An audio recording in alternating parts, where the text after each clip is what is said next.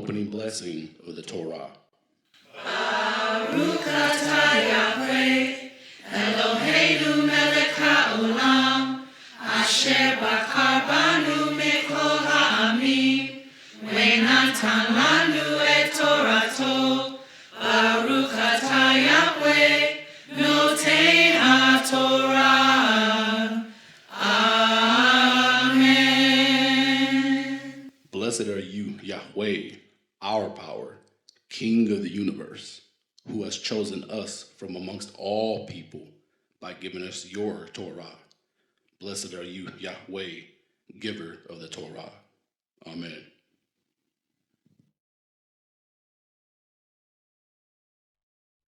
Shalom, shalom to the remnant, to the elect, to the called, to the chosen, those that remain faithful to the very end. This is Sibaya coming with a very good Shabbat lesson, one that's very important. They all important. I always say they're very important. They're very important by the time I speak about it. And these are real issues that we are facing today. Things that have been placed on us psychologically, doctrines, belief systems that we have taken on based upon our either lack of knowledge, ignorance, or own lustful desires, or demonic possession. First, I want to give all honor and praises to Yahweh El Elyon, the Most High Power, Yahweh in heaven, our Father, our Maker, our Creator, our Sustainer of the universes upon universes, of all that is, was, and will be forevermore. To give glory and honor and praises, Hodu Le'yah Yahoshua, his Son, after the order of Melchizedek, who is also our Maker, our Sustainer, our Creator.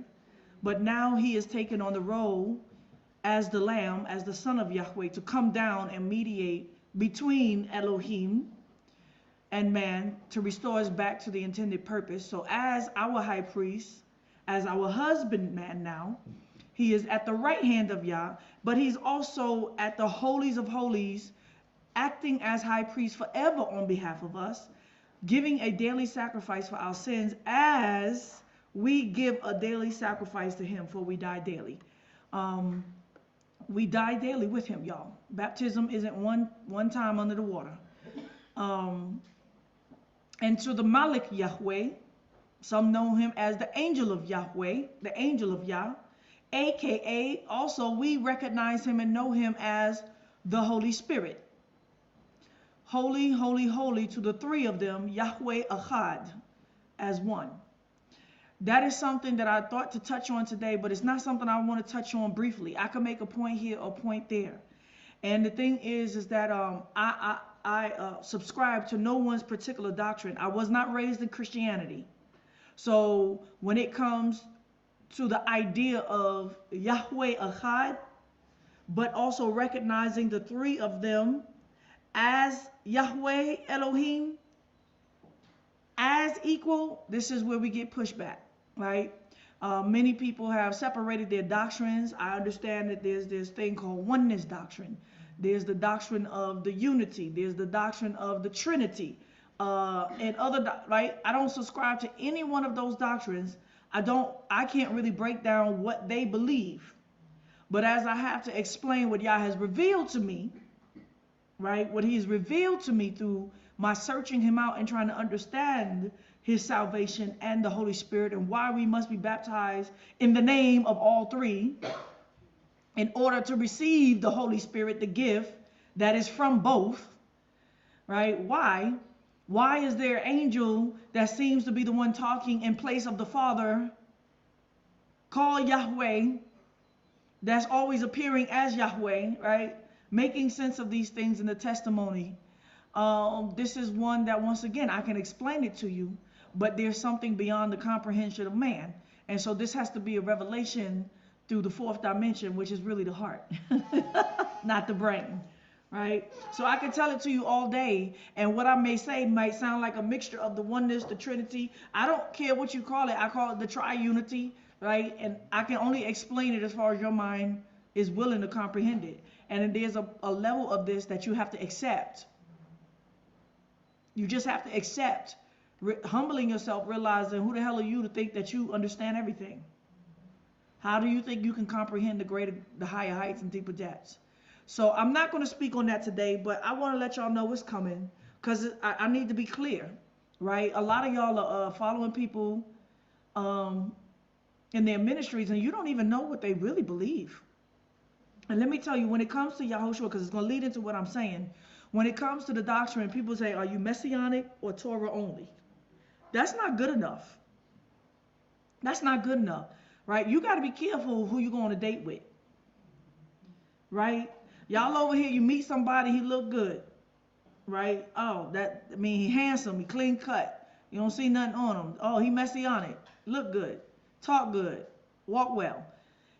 And then when you get on a date, you start, you got to ask questions. You can't just look at his finger and say, oh, there's no ring on his finger, right? I made that mistake once. I got into a lot of situations where I didn't ask. I assumed because of the way they behaved and the way they spoke at me, it was the only thing that I could assume. The man must not be married. Then I looked at his finger and there was no ring on his finger.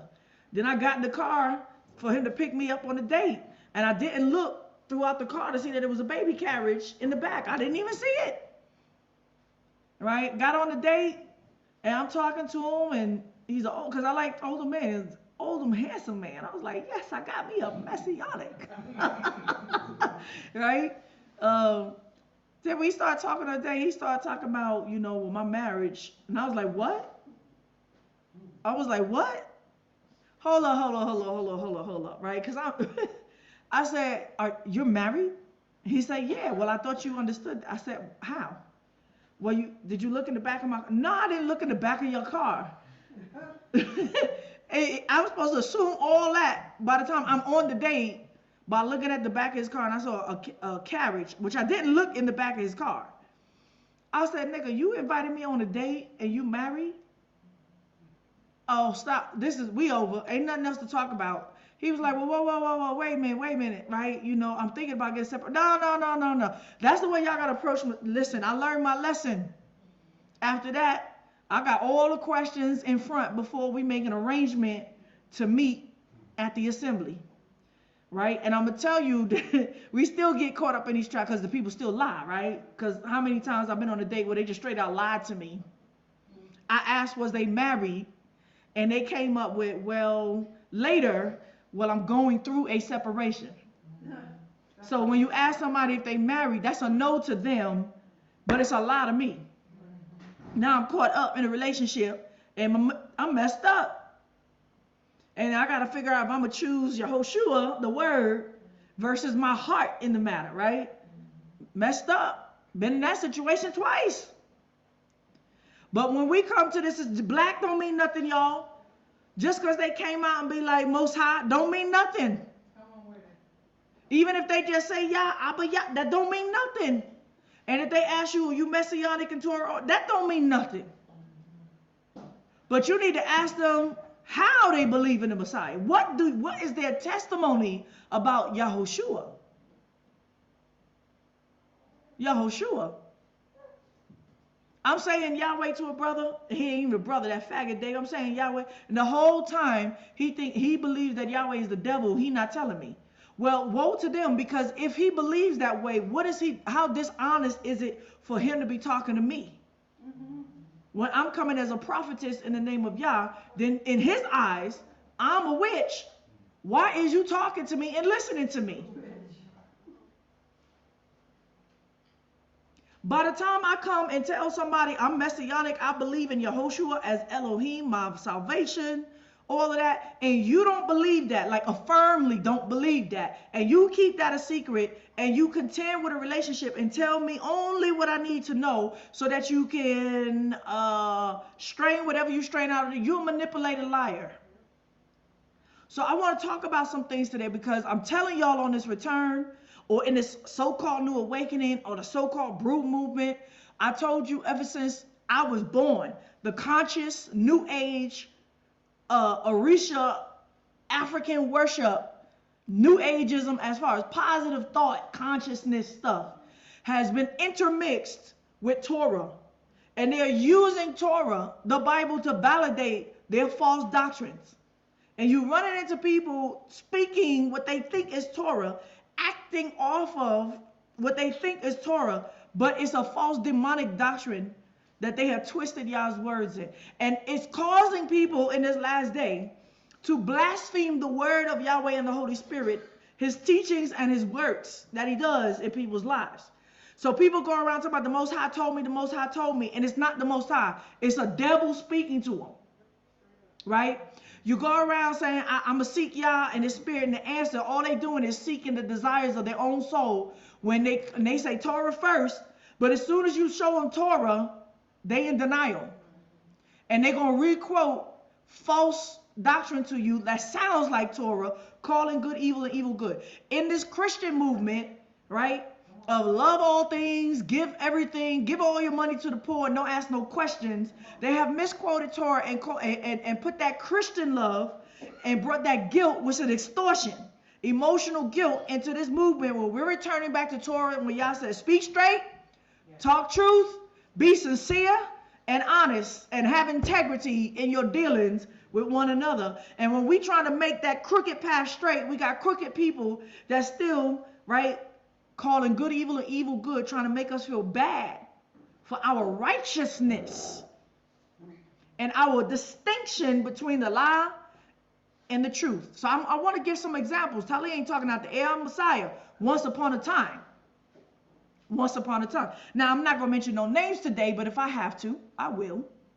Because this is stuff that's happening on the YouTube too, and these people are vagabonds and wanderers all as well, literally, not just on the YouTube, but literally following, literally, the new awakening returned from country to country as beggars, peddlers of the word, trying to infiltrate with the new ageism and their own demonic beliefs. So number one, I always make it clear from the beginning. I want y'all listening to me. I want y'all to ask me, because there's going to be people out there that's going to continue to call my good evil and evil good, or our, right? Whoever interactions with these people that we wanted to cross. And I got, you know, I have a good heart in the sense that I want to help all, especially when I see children. But children is the number one use for extortion, emotional extortion right now. Children. And all children ain't gonna make it to the kingdom. All children ain't Yah's children. And some of your children are just demons. And they're a product of you. Right? So there's a lot of that going on, right? The single mom stuff. But it's not single mothers. It's wicked moms. It's wicked women that have played the whore. Right? They not with the husband, or they with the husband, but they just ran away from him or something like that. They want the child support, and they run around acting like they the widows in the Bible. They the fatherless and the widows. They not. It's extortion, right? But when somebody come to me, and I clearly make my claim clear, I say, I don't extend my pearls before swine, right? I don't give the blessings and the gifts of Yahweh to prostitutes, whores, and liars. And I don't deal. When I say the word deal, that means I have no dealings with anybody that's non-Messianic. Not just non-Messianic. Like, I could deal with if somebody says I'm in doubt, I really don't believe in Yahoshua yet, but I'm not convinced. If they're open, but you gotta watch that too, right? Because this is not if they're open, this is not a two-way conversation. It's not let's debate together. It's I'm willing to hear, help me see what you see. That means that they're doing more listening than talking back, right? But if somebody is straight up, say they believe it in my face, and then come in the middle of nowhere, knowing that I said I don't got no dealings with non-Messianics, and now you have what? Denounced Yahoshua, meaning you believed in him supposedly when I first met you, and all of a sudden in the middle of me meeting you, all of a sudden you spit on him. That's different. Oh, what? And you know that. You know what I believe, and you know what I said, but you still dealing with me in this deception, not letting me know that you denounce Messiah, you don't believe in my doctrine or anything. You don't say that, but you keep calling me for counsel that ends up being, can I get your money / help? Who's the deceiver? Right? Who's a liar? Who's the devil? Then they want to come back and I draw back so-called my word, right? They want to be like, keep your word type stuff. But my word, it was contingent upon a circumstance that you told me. That was a lie. And as soon as I find out that you lying to me, the deal is up. You can't quote Bible on me, talk about Torah said, your yea be nay. Your yea was a nay. You lied. Knowing good and well that that deal, or I would have never helped you with that had you told me the truth. I came straight and square. So we got devils walking around here, single mothers that's not single, y'all, accusing their husbands of being narcissistic, everything, and it's not true. They're lying to find out that they're the demons. They're the narcissists.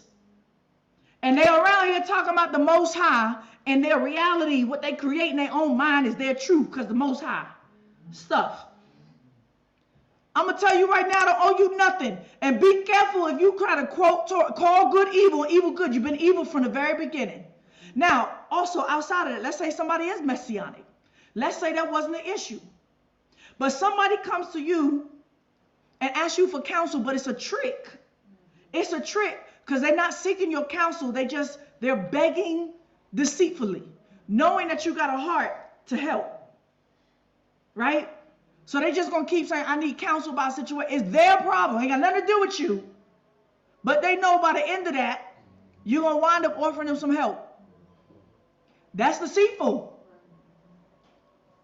Don't keep coming. And then they don't take the counsel. Do I have to keep my word? If I gave somebody a counsel about a situation and my help that I was offering was based upon them taking the counsel first, and I find out while I'm helping them that they didn't take my counsel, do I have to keep my so-called word? No. My word was given based upon a trick and a lie and deceit. And I've been calling this out to people. I'm like, y'all been lying from the day one. Talking about keep your word. My word was based upon a circumstance that's no longer true. Then if somebody come to you, and let's say the doctrine or anything ain't got nothing to do with nothing, because this is what I'm trying to teach people about. Y'all say speak in accord, right? To give a pure sacrifice is to be in a unity with your brother and not create trespasses. People think they know Torah. They don't know Torah. Because y'all says, if your brother, who's my brother? Those that do the will of my Father. That's my brother. That's Torah. That's walking the walk of Yahoshua. We may not be perfect in it. That's not the excuse.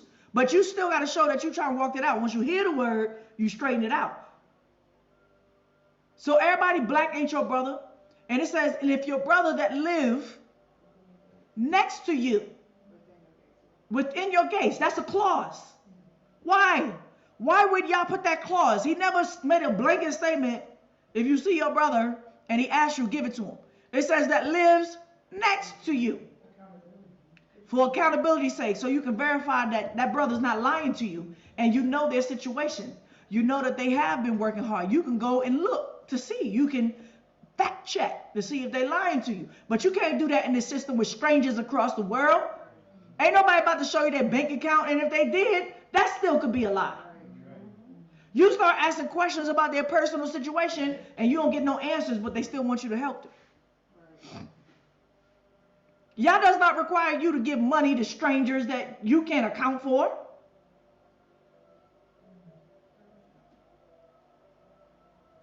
And say, in the name of brotherhood? No. You can. It's your choice to give your money to strangers. But you also must count yourself as you're probably being defrauded. And that's a judgment that you got to go in and say, I don't know this person's situation. I'm not going to ask, but I want to do good. It's on my heart. I'm not going to ask. But that's not something, that's a flyby. You know what I mean? That's a drive-by. I'm not seeing that person. They're not coming back, manipulating my life. So then somebody, I'm going to tell y'all, then they come to you and somebody says, I want y'all to tell me, is this Torah or not? Do I need to be beholden to this word that I gave based upon falsehood. If somebody comes to me and they're telling me their so-called truth, right? Though I can't really verify it, but it looks true to me. And they say, I have no money. I have nothing. No food, no nothing. I'm about to be kicked out, about to be homeless. I got about 2 or 3 weeks to figure this out. And they come to you with the intention to ask you, but they really never ask you. They expect you to ask them, why am I here? And they playing with you. They playing with you, right? But you finally get it out of them because you there for good intent. And they tell you, I don't have nothing. Therefore, I cannot. So you say to that person, okay, well, if that's the situation, then this is what I'm willing to do. That's based upon the truth of the situation. I have nothing. And you telling me that it's in a month's time that this is going to happen. Or somewhere around in another 2 weeks. I don't have a time frame. So this is a circumstantial type thing. Then you call me out of nowhere trying to get me to keep this promise. A month later, I ain't heard nothing. A month later, to keep this promise to help you establish a home over your head, roof, and pay the first month rent. And when you come to me, you already got plan B established. You got your tax money, and it was coming in the very day that you expected me to give you the money. And you knew that. But you still pick up the phone and call me and try to get me to hold fast to my so-called word or bond that's based upon the premise I don't have no money. See? This is extortion, and this is someone who walks with dishonesty, insincerity, and no integrity. What would Torah, someone who's walking in Yahoshua, do or require somebody to do that came to somebody and said, I have no money, no way out. Can you help me? But that was based upon a time frame and a situation. You said yes. They call you supposedly in that time frame, but the situation is no longer true, but they trying to hold you to it. And they don't tell you that they got money. You find out the very end of the meeting that you're having, the discussion on how to hold true to your word, you find out at the end of the meeting, once you reaffirmed your promise, you find out at the end of the meeting that they got money. They lying. The deal is over. You can't hold me to my word when you was lying about the deal in the first place. Don't you understand that my word is only bond based upon the truth of the circumstances that I made it? That is stealing.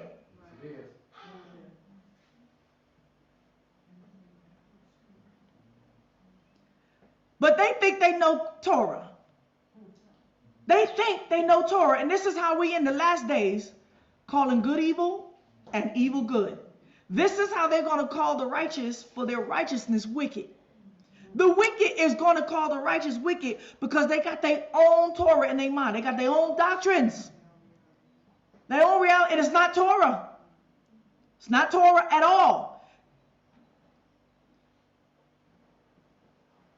Nobody gonna make me feel guilty about calling out your lie, and when I find out that you lied, then the deal is off the table.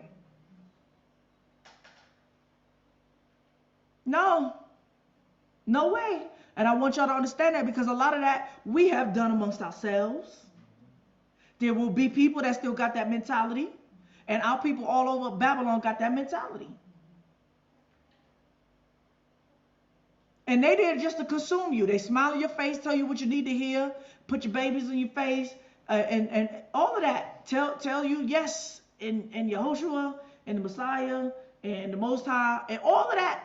They're lying.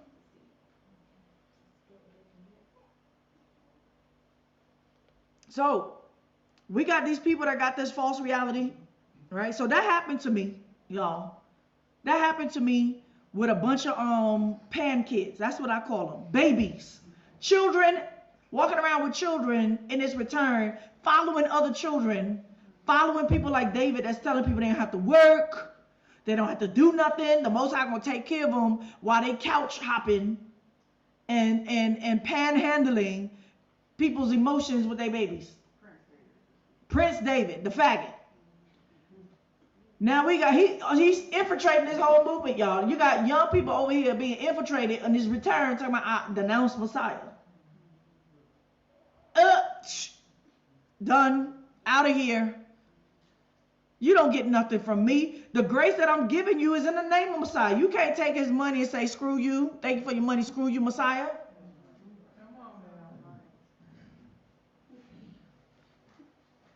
So I got some stories to tell you. You can see the picture. You know, what is she about to talk about? Moses had 2 wives, the Cushite or Zipporah, right? And you got black and white, right? This is our issue. Woo, you see this picture? So much subliminal suggestion in this. And there's a lot of doctrines that's born out of this picture right now. And like I said, I talk about stuff that's real. Our reality. This ain't no movie. I'm going to use the movie to show our reality. But I want to talk about still what I'm talking about. This doctrines that's going around in our movement that's not Torah. It's not Torah. I met this young lady, demonic, same people that I'm talking about. Y'all know who she is, right? Psychotic woman walking around with a story, getting money from people, talking about, I left the narcissist. My husband was a narcissist, running around with 5 baby kids. Homeschool. Her whole life is false, y'all. This girl whole life is false. The image that she put up there is false to the T. But she's going to keep spinning this story. But because I've been able to interact with her life and her children, I've been able to see the truth. Same one that's trying to get me to hold to a false word based upon a false premise. Now, all of a sudden, she non-Messianic, messing around with faggot Davids. So, I saw it. The girl is non-Messianic now, but she following everybody's doctrine. Anything that suits her. And as I'm talking to the young lady, she'll talk, as soon as she can smell that you're about to show her the truth about her situation, or the hypocrisy in her speech, or the foolishness in what she's saying, she won't let you finish. She's just going to talk over you and speak false reality and over reality. And she'll actually, once you show her the truth, she said, I understand, but, and it is a but, my reality is. She'll literally do witchcraft on herself and know it and be like, I don't want to believe that. I don't want to see that. I don't want to acknowledge that. So I want to create my own reality. And so my reality is the Most High told me I don't have to work. He going to provide my every need. And I'm going to keep on hustling people and lie about it. And I'm looking at this girl like she is psychotic. And she's speaking that conscious community. Dr. Sabi, Yaki and Malaki consciousness. She's not really a vegetarian, fake vegetarian. Face breaking all out around here. All right, that's because y'all smiting her mouth for the lies. Peeling and everything like that. Gonna blame it on the non-Dr. Sabi diet. Right? Kids is hungry as hell. She homeschooling, but they got 3 languages amongst them. No discipline. Oldest daughter, disrespectful cunt. Lazy mom. But she's speaking that consciousness, and she'll say whatever she need to say to be in good. And she do it all with a smile. That's some real psychoticness right there. All the smile. I don't think you can get that girl to look like she upset and frown. She has learned to put a smile on her face and talk sweet through everything you say to her, even her rebellion. Her tantrum is sweet, y'all. But I understand what you're saying, but in my reality, right? And so the girl kidnapped her kids. She's going around telling people that she's divorced. She's not divorced, y'all. She's not divorced at all. Her husband is a narcissist, physical, all that. I asked questions, could get nothing in stone with that. And she kidnapped her kids, y'all. And we're not supposed to be concerned about dealing with somebody like that. I'll be like, and she crossing borders left and right with people's money. Now the man is paying child support. The father is paying child support. It's predicated upon him talking to him every night. I said, but you're around here telling people the same story. My narcissistic, abusive, verbally, emotional, narcissistic husband, but they talking to the children every night. That don't make no sense. So she's talking about, I never had the fear of this until y'all came and y'all put fear on me. Like this is her trying to blame us for showing her reality. So she said we put fear on her that she didn't need to have, because the Most High, she gonna listen to the Most High. The Most High told her, right? Don't work, run with the babies. And she's lying, because when we asked her questions about this, she gave us information that she so-called looked up about crossing borders, fleeing with your children, is it kidnapping, and the stuff she read. Like the girl she thinks she's intelligent, she's driven off of, oh, that makes sense, but she don't know how to read. She don't comprehend nothing. That's these young people in this new consciousness. They think their intelligence is their feelings, and they think that they got common sense, y'all, and they don't got no sense at all. They don't know how to add. They don't know how to do their math. They don't know if and then equals. They don't have critical thinking, responsible thinking. They just flying with the wind on the Most High cloud. Crazy. Why do I say this? Because I got to keep speaking to this. This not into my assembly. Anybody start speaking, you're not getting in my assembly. Reality is real. Don't tell me about positive thought. This is the reality. So before I get to Moses had two wives, the Cushite woman, right? Ethiopian, as some people say it, from Ham, or Zipporah, that was Shem. I want to continue this. The cliche of the century, because it speaks to what I'm talking about. Conscious community gap, that's what I call it. In other words, it's called witchcraft, right? And it's based on abracadabra, abracadabra, meaning what I say, what I speak, I create. Manifest, new age positive thought that ain't nothing but manifestation has crept into this and pretended it was Torah, and they quote stuff out of context, misquotes. So I told y'all about the other cliche that physician heal yourself. I might have to pull it out by itself. Physician heal yourself is another quote that New Ageism, conscious community gap, in witchcraft speaks. And there's no such quote in the Bible that tells you physician heal yourself. It was a proverb that Messiah said that the people would say to him, and it fulfilled itself when he was on the cross, about saving himself, healing himself from the cross. Right? So now they took that quote out of context and made a false demonic doctrine of physician heal yourself. Well, in the conscious community gap that has entered into the Hebrew positive thought gap, that is nothing but witchcraft gap. We know a lot of your teachers speak this stuff. In the psychology type terminology, go and experience your five senses and create your reality. Who speaks like that? Hulda speaks like that. Huh? Go stand in the grass and picture the clouds. I don't know. Float. And so the term is, so shall a man thinketh, so is he. So shall a man thinketh, so shall it be. How many of y'all heard that? Raise your hands. That's everybody. That sounds positive, don't it? Sounds very conscious. Right? That's New Age positive thought. And everybody in every religion has been quoted.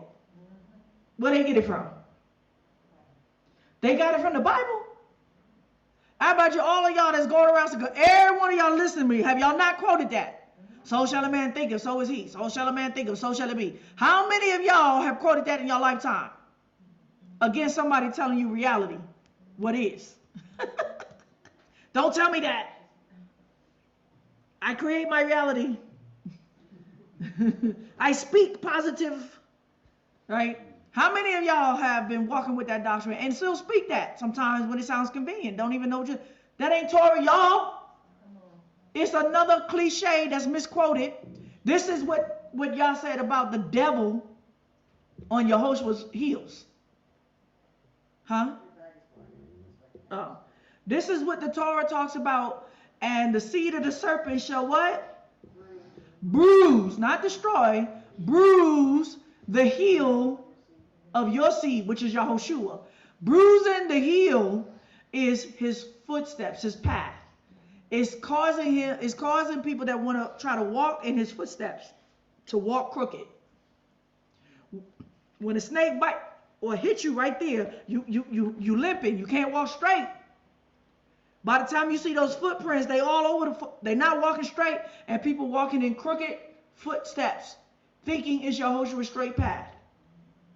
That's what the serpent is doing. He's using Yahoshua's path and altering it and perverting it. And everyone is walking around believing that they're walking in Yahoshua and Torah. Torah first.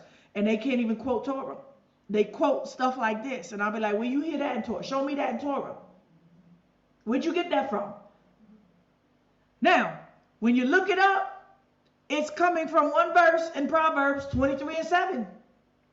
And it reads like this. For as he thinks in his heart, so is he.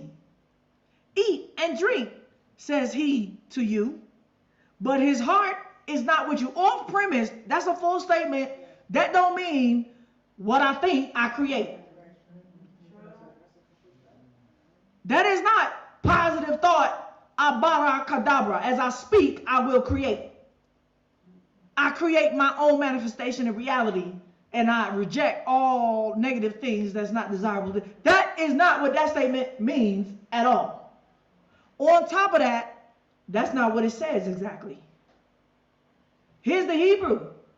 It says, Chi kamo sa'ar. Sa'ar. Here's the word right here. Sa'ar benafsho kenhu echol veshte yomer lecha v'imevo bal imeka. It says, because, kamo, like, sa'ar. What is the word sa'ar? Anybody know? Anybody recognize? See, my Hebrew speaker, let's see. You may only know one word. This is going to be real interesting.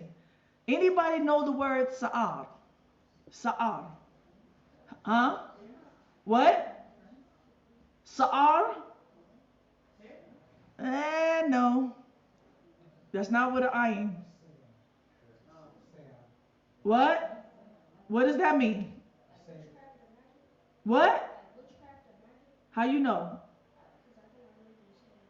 No. I mean off of knowledge. I didn't say that.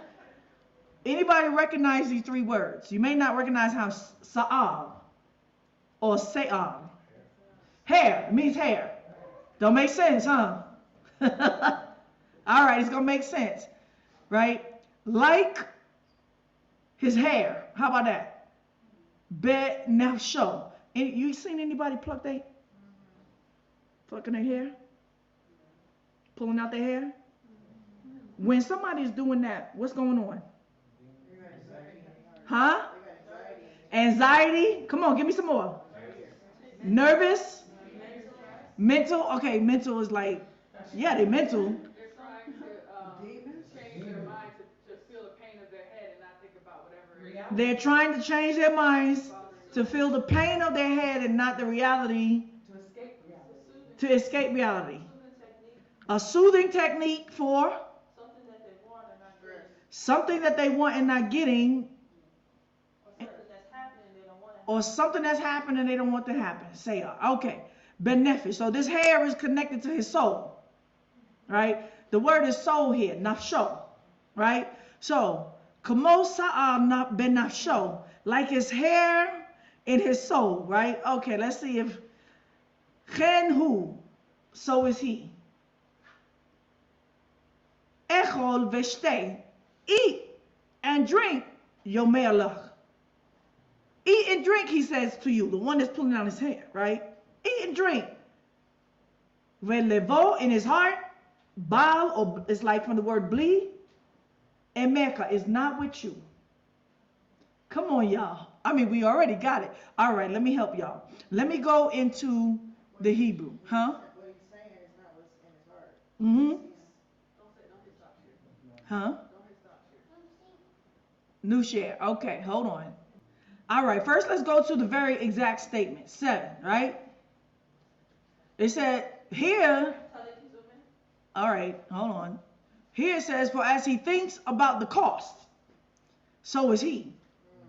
Eat and drink, he says to you, but in his heart is not with you. Okay, let's go into the Hebrew. I just read the Hebrew, it's the same.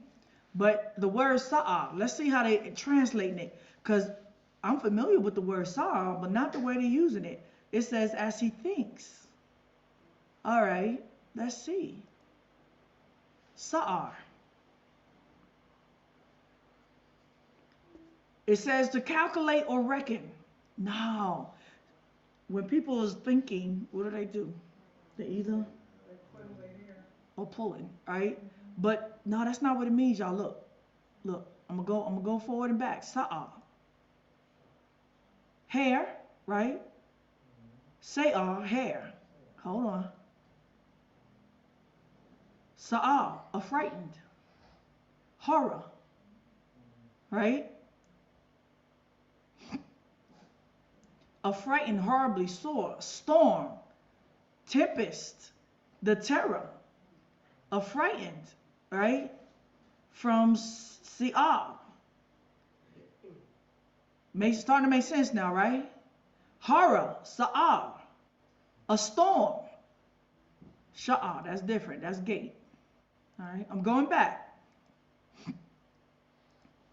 I talk about this storm in New Jerusalem. A bristle with horror, right? Afraid. Same thing. There's a fear, there's a horror, there's a turmoil in his heart. It's really demonic at the end of the day. There's a storm going on in his mind. Perhaps to be acquainted with dread, to sweep away or whirl away, as in whirlwind, a storm, tempest, right? It's a horrible thing. I believe that's as far as we go. Afraid, we right back at it. Horror. All right? All right, now let's go back. Let's get some context. Starting to make sense? This was just what I was talking about. When you said, but so a man thinketh, so I said, no, it's not what it's saying off of his mouth. It's what's really going on in his heart, which is usually fear. What he's truly afraid of, he's trying to manifest something to overcome the fear, but what he is doing is actually going to cause that very thing to happen. Right? Hold on, let me go back to the quote now. Let's go back. And I'm going to read this fast. I delegated this. I forget in which lesson. I'll put it up here when I find the lesson that I put that in. But let me go back to the quote again from here. And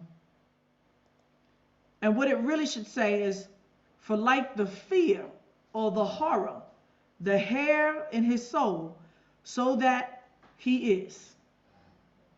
Eat and drink, he says to you, like it's good, like it's all good. And in his heart is not for you or with you. Now let's put it back in perspective. This is how a whole new age thing came about, by falsifying the heels of Yahoshua. The serpent trying to bruise his heel, because new age thought is the serpent's doctrine. Do as thou wilt. That is the doctrine of the serpent. All right. Consider diligently what is before you. What does that mean? Create a false reality? No, Yah says, consider diligently what is before you. All things that's happening, consider the consequences of everything that you're doing.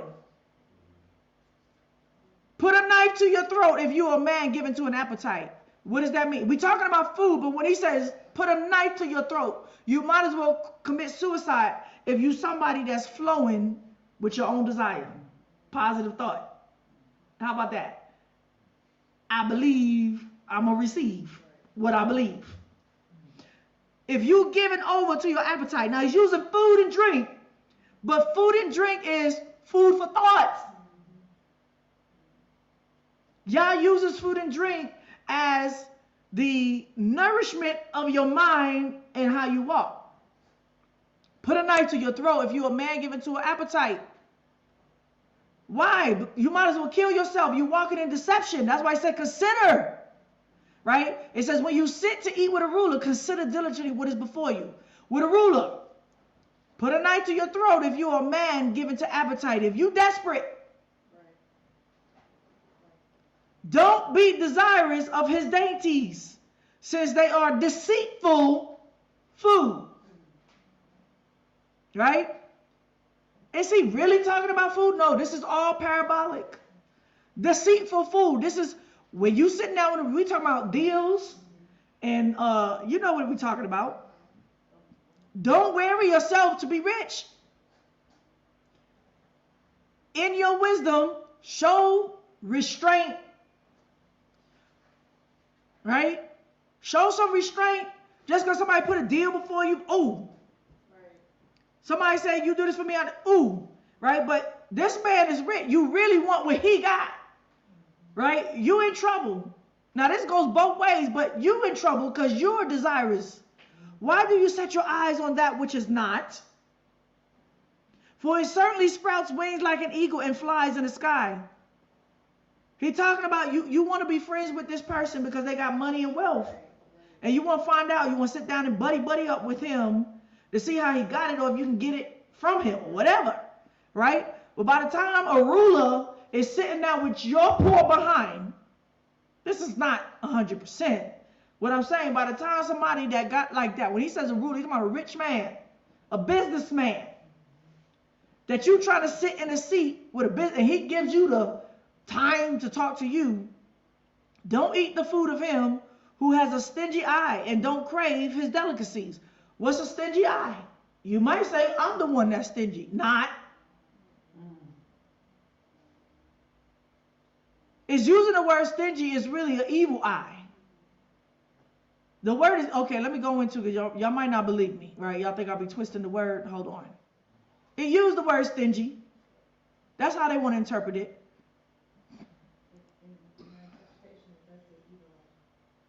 Yeah. It says, al telechem, right? To eat bread, et lechem ra'ah ayin, with an evil eye. Someone that has an evil eye. How do you know when somebody got an evil eye?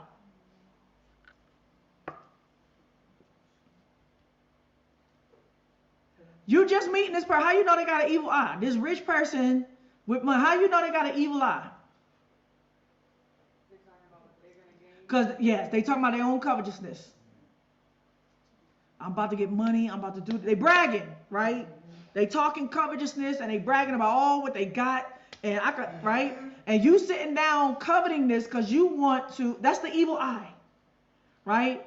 Because you want it too. Right? Somebody that taught like that, he was like, don't eat with some, isn't that Torah? He says, don't eat with someone that's what? Covetousness, full of adultery, fornicated, what? All of that. Idolatrous. Don't eat with people like that. It's going to affect you. Nor titau, nor desire, right? Lematsamutav. That's too many syllables for me, right? His delicacies, his savory, dainty foods, right? Now, why is it telling you that? This is Torah. You go in the New Testament, it says, you told us not to eat with people like this. It's Torah, right? With an evil eye. I'm not stingy. Says, where we are. Do not eat food with him who has an evil eye, and don't crave his delicacy. This is somebody that be like, come in my house, look what I got, see all this, let me tell you how I did it, business, right, day trading, this new pyramid scheme. They don't call it the pyramid scheme, but you can make money real quick, right? And they telling you all of the evil stuff about how to make quick, easy money and get what I got, right? And this person is living up life with no response, like living it up. And so you sit down with him. It says, for he thinks about the cost. For he thinks about the cost. But I just said, he thinks with the what? The horror of his soul. So is he. The person that's sitting down, like, it's called more money, more problems. He's saying this man is acting like he's cool in life and everything, like David. But really, at the end of the day, Everything that he does is driven from the fear of not having no money. The fear if it goes away.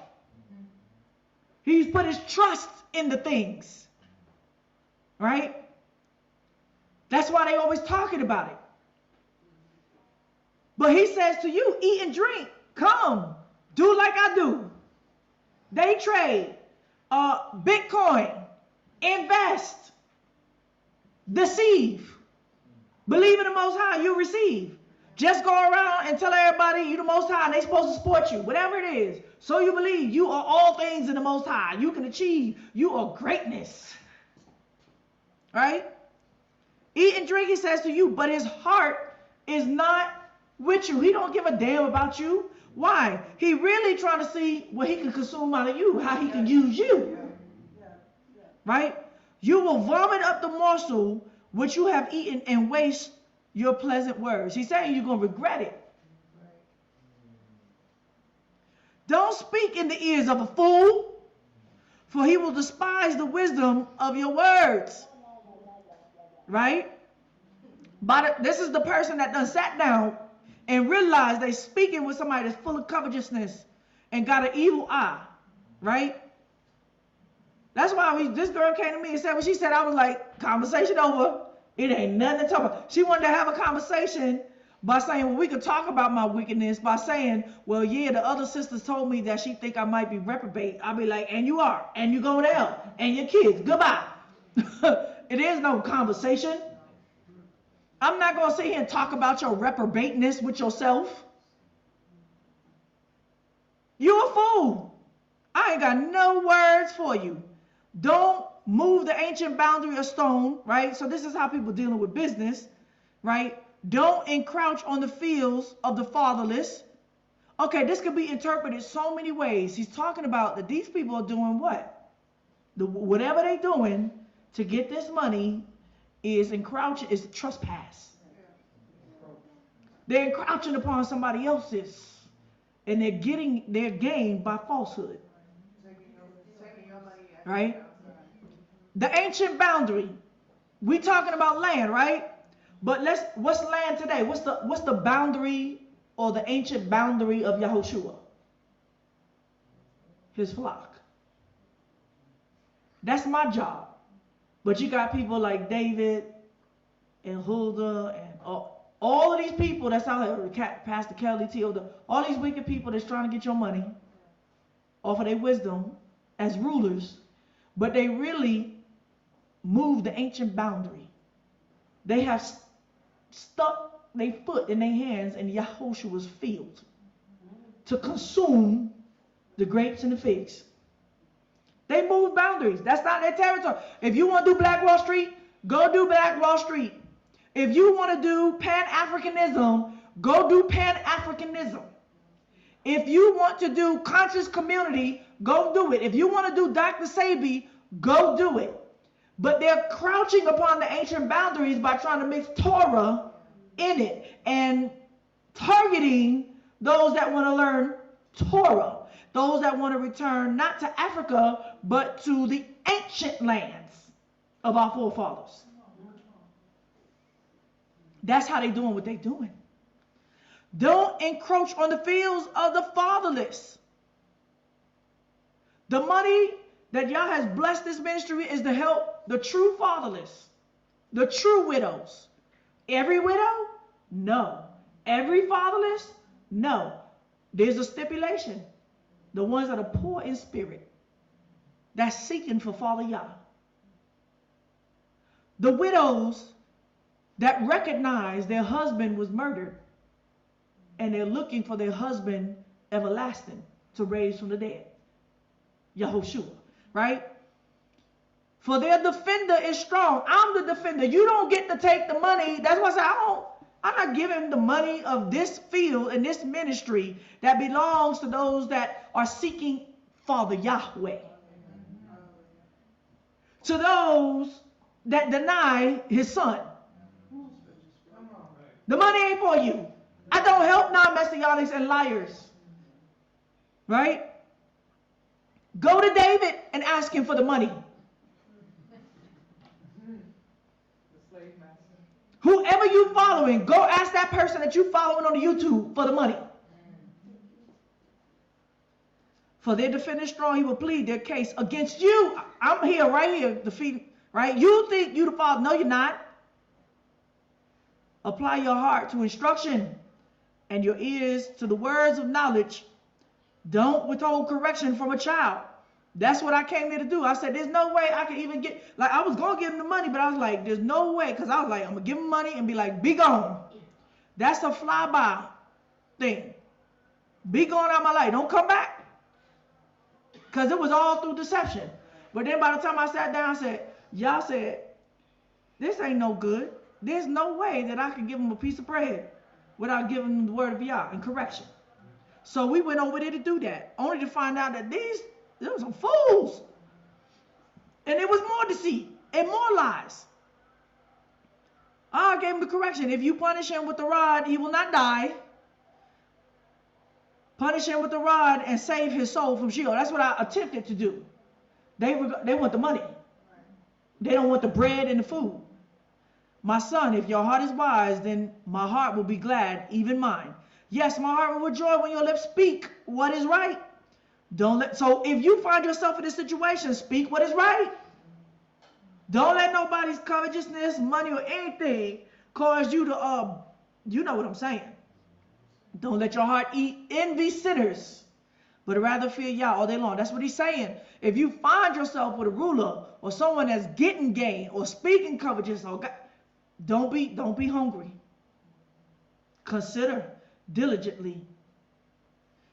Indeed, surely there is a future hope, and your hope will not be cut off. He'll set your path. He'll bless you. Listen, my son, and be wise and keep your heart on the right path.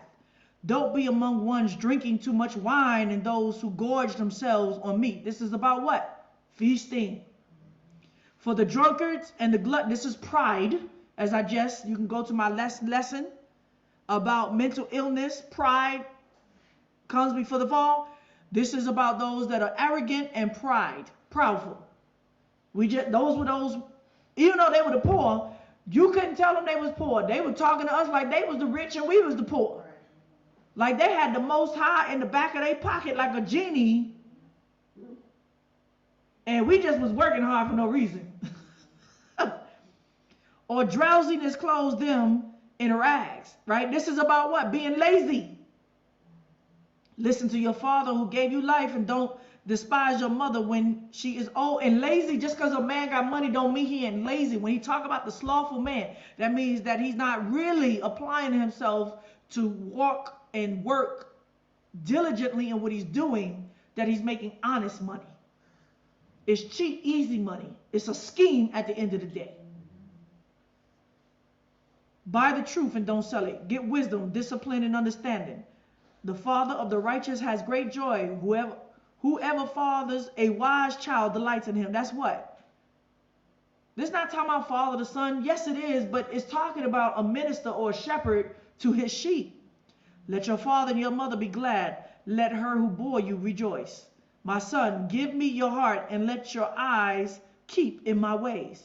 For a prostitute is a deep pit, and a wayward wife is a narrow well. The prostitute is the Babylon mentality. Easy money. Immorality. Yes, she lies in waits like a robber and increases the unfaithful among men. Who has woe? Who has sorrow? Who has strife? Who has complaints? Who has needless bruises? Who has bloodshot eyes? Those who stay long at the wine. Those who go to seek out mixed wine. We talked about what the wine and the mixed wine is. It's arrogance and pride mixed together. Don't look at the wine when it is red. It's nice and juicy, look good. When it sparkles in the cup, this is the whore of Babylon. Her delicacies, her dainties is her things, her money and her wealth, her trading power. When it goes down smoothly, in the end, it bites like a snake and poisons like a viper. Your eyes will see strange things and your mind will imagine confusing things. You're going to get drunk. Delusional. You drinking this wine, I'm telling this girl, you delusional. Yes, you will be as he who lies down in the middle of the sea, or as he who lies on the top of the rigging. They hit me, and I was not hurt. They beat me, and I don't feel it. When will I wake up? I can do it again. I will look for more.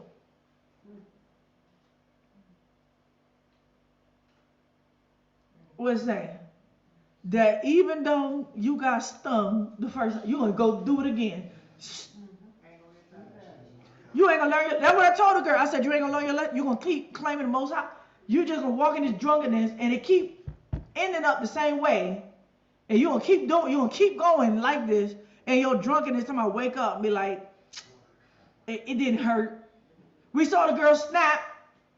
I'm over it. I got beat up. I ain't really feel it. I don't in reality. I woke up, and you gonna do the same thing again? You gonna go get drunk again with pride, right? It's like that. Like, I remember getting drunk. I tell you, I got drunk like me 3 times in my life, and I was like, hell's no, never again. Why would I do that? Who, right? After you don't experience that kind of, why would you go do that again? You better know your limit. Right.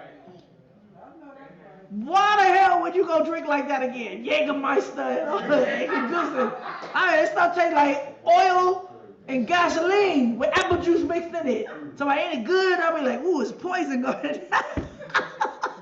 Right? Why? That's what we was dealing with this weekend. That's this kind, right? And it keep failing for them. It's like The Secret. Everybody tried The Secret. It was smooth for a while, and then it failed. But what they really got, ain't no secret. It ain't manifestation. They got to use people. They got to be deceitful. Hallelujah. Y'all learned something today? That wasn't even my lesson, but I just speak to it. I wasn't even going to read the whole thing, but cliche. Hallelujah. I'm going to need a cliche jingle. Okay? All right. Let me pause. All right. Y'all clear now? That's the cliche of the century, y'all. Don't quote that no more. Don't quote that on nobody. Don't let nobody quote that to you. Be like, you a lie, and the devil's in you. That's not what the Bible says. All right. So, let me get back to it. Moshe had 2 wives. I'm back in. This is the other lesson for today. Now, I got stories, y'all. Right? I'm not preaching to the sky. I'm preaching to mankind. My brothers and sisters. And the devils alike. Not going to mention no name, because this is what motivated me to speak to this. Is it's not just him. It actually was an issue before him. The 2 wives things, right? Now, I haven't put my lesson out on multiple marriage, sex, and divorce. Everybody that watched me know that I'm against it, and I speak firmly against it, and you can't prove. You can go to Abraham, Isaac, all you want. You can say what you can go to David, you can go whatever, but those that follow the footsteps of Yahoshua, right? We know what he taught, we know what Paul taught, we know what the New Testament teaches, and we know what the prophets also said about celibacy, marriage, sex, and divorce. But those are the questions that keep coming to me, that people try to put me in a bind with. And it's a hard one. Let me tell you, it's a hard one. Much like it's hard to say, hey, y'all said you're going to have to leave your children. To talk about people's marriages is one that people can't accept. Because you're talking about soul ties, right? And you're talking about flesh ties, right? However, these ties is demonic, because Yah, the soul that Yah wants to give you, is not tied to anything for your salvation, right? Nothing. There's nothing that Yah won't say walk away from for your salvation. I want y'all to be clear. It's a lying doctrine to think that Yah won't tear up what you have put together. There's a word that says, let no man separate what Yah has put together. But I beg to differ, that if it wasn't in Torah, Yah never put it together. Say it again. If it's not in Torah, I beg to differ that y'all ever put that together. You did.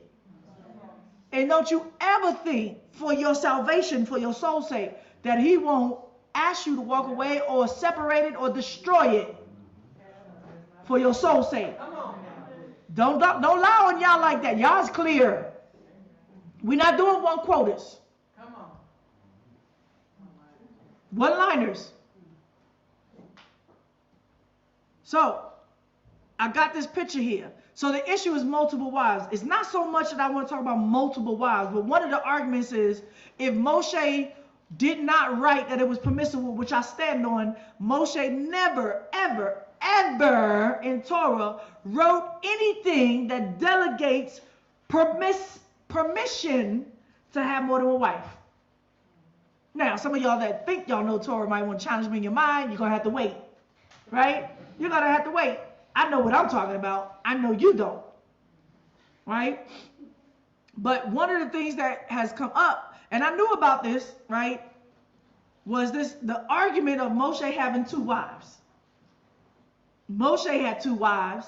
So then, is Moshe speaking against himself? Well, let me say it like this. If Moshe had two wives, he most certainly is speaking against himself.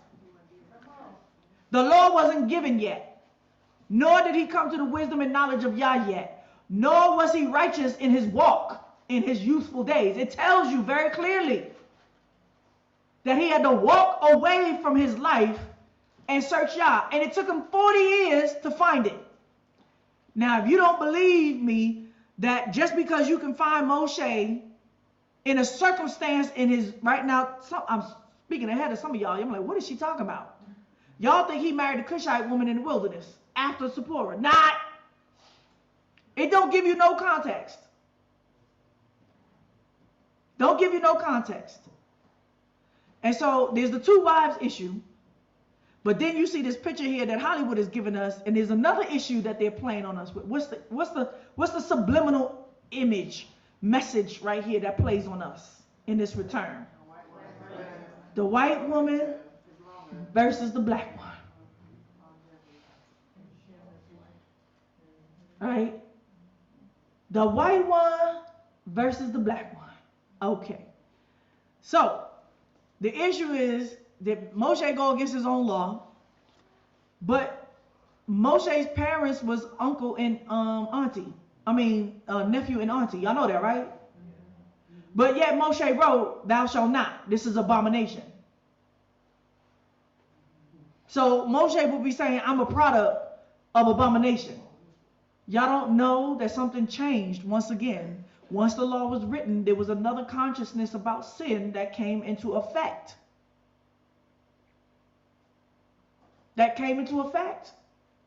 There's such a thing as law of ignorance. But once you know, you can't speak in your ignorance while you in knowledge now. You cannot come to y'all and say, well, I didn't know that. You know as we're speaking right now. Am I speaking to you about your ignorance or about you in consciousness right now? Is Yah asking you to make a decision in your ignorance, or he asks you to make a decision right now in knowledge and truth? But you want to remain ignorant. This is witchcraft. So you search the scriptures to find an occasion for your wickedness. And you can. I told you the Torah is written in a way that if you want to be a murderer, a rapist, a thief, a liar, the Torah is written a way for you to find your own heart in it. But there's a milk that's not sour, and there's a truth that's worthy and good for consumption unto salvation. The rest of what you gurgitating is you call permissive will, but it's not. It's Satan's will. But Yah will let you roll around in the gurgitation of your milk and see how good it does you in the end.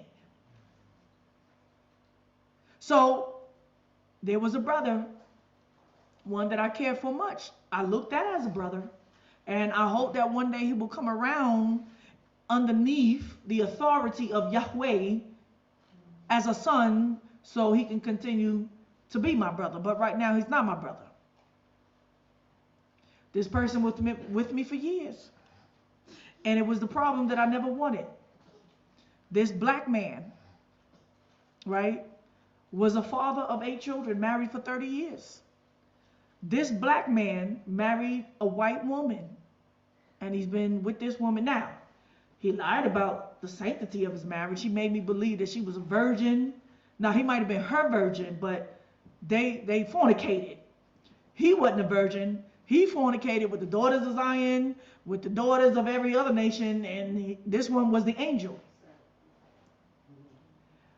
And when he came to my ministry, he said very clearly, I'm looking for a ministry that will accept my interracial marriage. And I was like, and y'all had just started me to deal with it. It was when I did that whole thing, because I had quite a few interracial marriages on my board, but y'all never let not one of them enter into my assembly. I'm not talking about the children of, I'm talking about the marriages. Nor did I deny anyone that was of another nation the word of salvation through this ministry. I denied no one that. I didn't even deny his wife. Nor was I going to be the one to tell him what he wasn't ready to receive it anyway. But I gave the word and I said, you decide. Long story short, he had favor from me. And I saw him as someone that had great potential to be a type of a leader. Who knows what that was? Y'all didn't ordain anything. But I believe that he can, and he was down there rolling around with the white people. His whole life was white. Children are white. And coming and approaching Yah through me caused his eyes to open about some things that he didn't want to face. Long story short, she didn't want to really accept the testimony of Yahoshua. I didn't touch their marriage like that. I was touching the faith, and that's what she spit on. And I ain't gonna let no white woman or no Chinese woman or no Japanese woman or no Hispanic woman talk to me about my brothers and my faith and my walk and my Messiah and my nationality like that. But I did for the sake of trying to win him to the truth.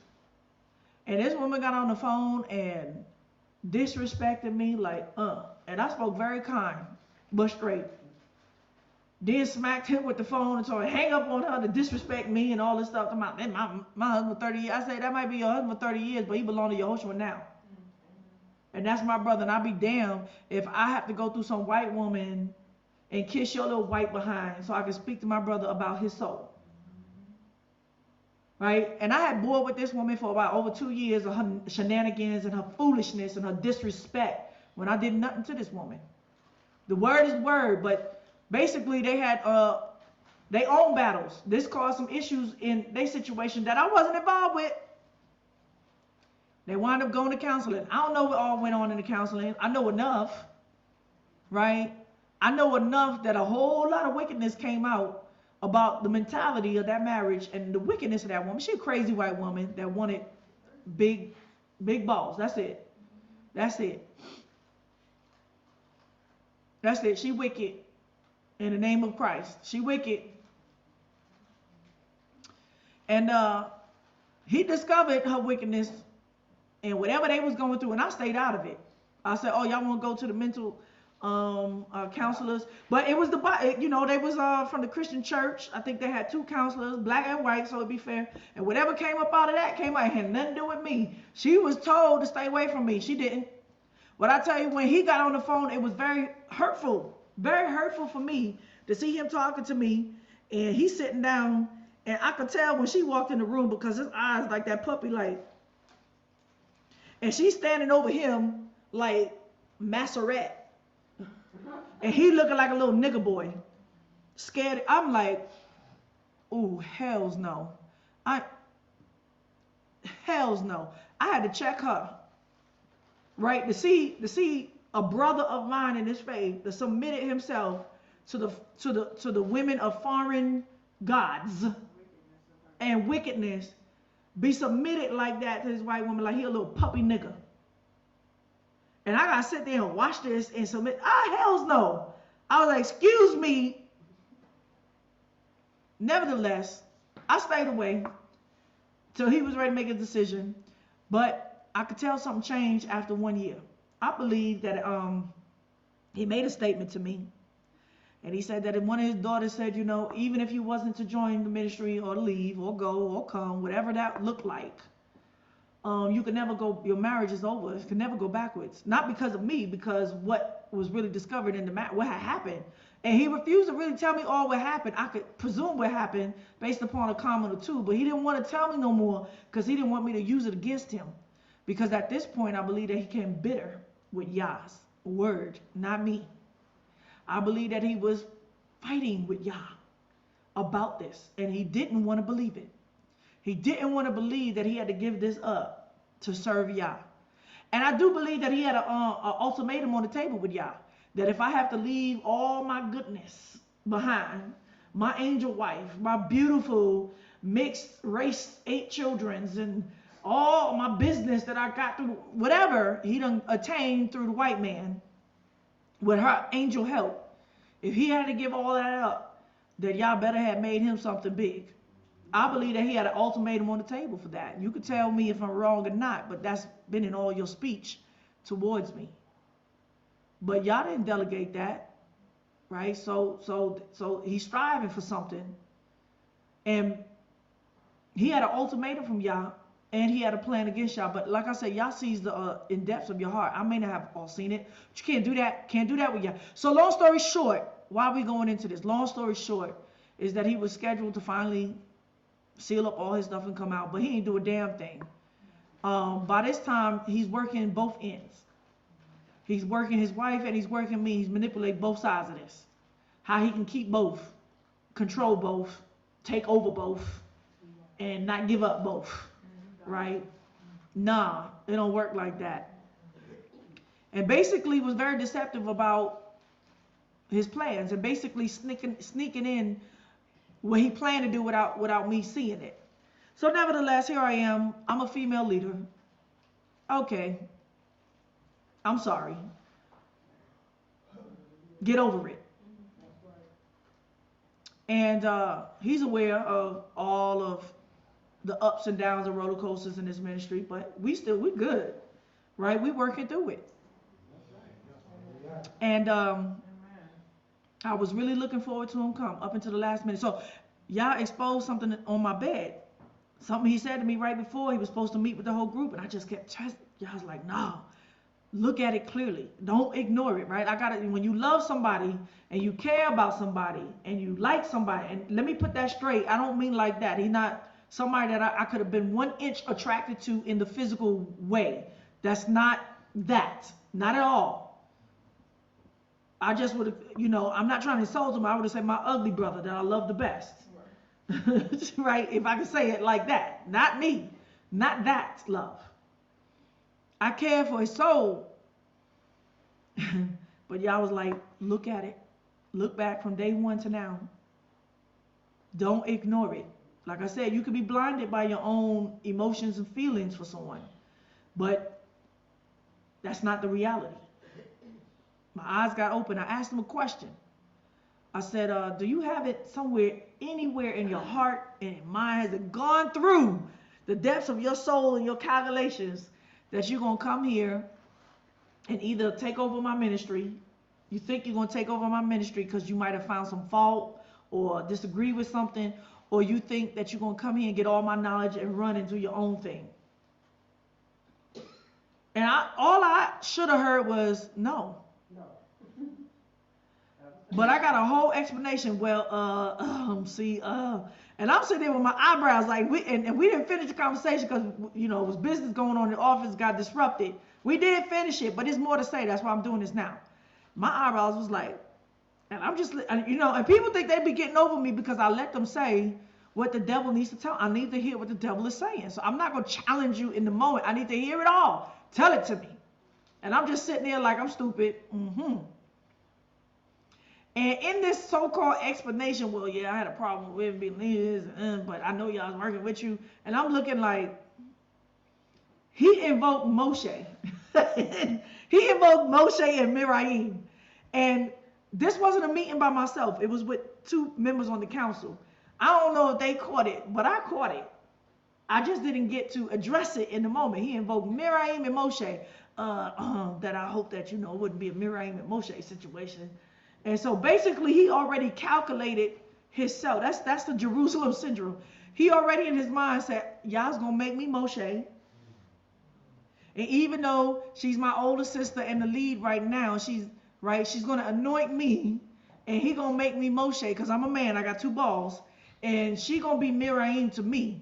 But because I got a white wife that I told him that you needed to settle according to y'all's word, I'm not going to do it, because y'all lifted Moshe up, even with his Cushite wife, and Miriam got jealous that he made him above her, and so him and Aaron, it wasn't just a Miriam, him and Aaron talked about him marrying his Cushite wife, a woman of another nation, and y'all smote her with leprosy. So y'all's not going to have judgment on me because of my white wife when he put me in motion. He ain't say all of that. All he had to say is Moshe and Miriam. And I didn't have time to respond. I had to listen, and then people was in the office, and we had workers, so we had to resume this. But it resumed in front of the assembly, and so the truth came out, right? And everybody here heard what he said, and it was black. I mean, he was still sleeping with his wife to the last minute. He just thought he was gonna, keep in contact with her, and a year later he'd go back, and he was gonna just obtain power and authority and money in his ministry, and then absorb her back in underneath my nose, and I wasn't gonna be able to say nothing because of Miriam and Moshe. By this time, I was gonna be his Miriam to his Moshe. I'd be like, nigga, no, what? That is so wicked. That is wicked. I said, also, you waiting to come here to find some kind of fault with me, while you try to assume power underneath me and do a coup with the brother. Like he was trying to plant a seed with the brothers that I hate the brothers and all of that. Like anything he could say, they didn't hear already. And twist my words and say I said things that I didn't say. I mean, he did it to me twice. And I saw the brother that I loved, that he was wicked as hell. Yeah, he wicked. Prideful and arrogance is demonic, and that his mind is messed up too. And that he's mad with Yah. Because Yah is telling him, and then he accused Yah of not being clear about his word, right? Before, he didn't accuse me of anything like that. He accused Yah of not being clear about his word concerning his white wife, right? If he wanted to come and serve Yah as a leader or as a brother or as the returned remnant, Yah wasn't clear.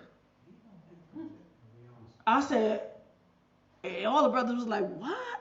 Did he just say Yah don't speak straight? Like, he didn't even accuse me. He just accused y'all of not speaking straight. And I was like, woo! So this is what brought me to this. So there's some issues. Because this was the argument the arsenal that he was storing up in his heart, hoping that this day would happen, to use it against me. Not knowing that he's speaking of Yah, because y'all saw it, he revealed it before his time. And it's a rubber bullet. I don't know if his wife said, go back and say this to her, or he went to a couple of pastors and say, what do you think about this? And it was like, well, y'all don't really, because Moshe had 2 wives, the Cushite and his support. No. Let's get to the story. All right. But before, let's get this how the media put it. I gotta show them how the media put it. Right? So Moshe, who supposedly was a white man here, but we know he was a brother of color, was tossed between 2 beautiful white women and the African Ethiopian. Right? Let's just see the scene. The subliminal suggestion, plural, behind this whole thing is our problem right now. This is issue. Yes, I can see him. Moses! Moses!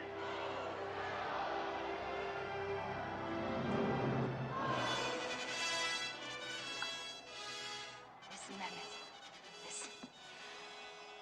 The trumpets tell all the world he's come back. Hear them. And all their shouts are drowned by the beating of my heart. You hear, Mehmet? The whole city calls his name. I hear them, Nefertiri. The Lord Moses, Prince of Egypt, son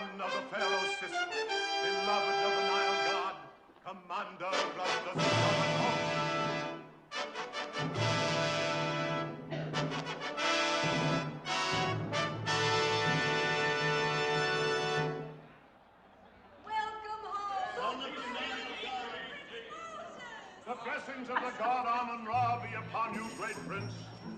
He has brought down the pride of Ethiopia. He has set his The old windbag. He has raised Egypt to its I agree with it. May your name be exalted on earth, O conqueror, even as the sun is exalted in the heavens.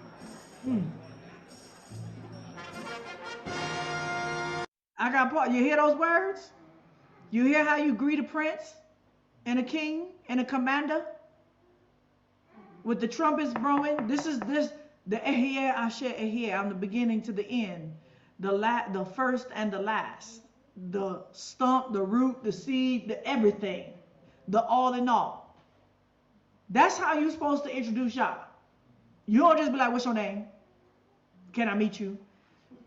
So listen to what they're saying. This is the scene he's talking about, and people don't know how much of this movie is based on truth or history or not. So while he was a commander-in-chief under Pharaoh, he conquered Ethiopia. All right, let's keep going. Welcome to my sister's son. We have heard how you took Ibis from the Nile to destroy the venomous serpents used against you when you laid siege to the city of Saba. May my arms stay strong in your service, great city. Who is this fair young god come into the house of Pharaoh? No need to tell you how I share her joy at your return. No need, my brother. Great one, I bring you Ethiopia.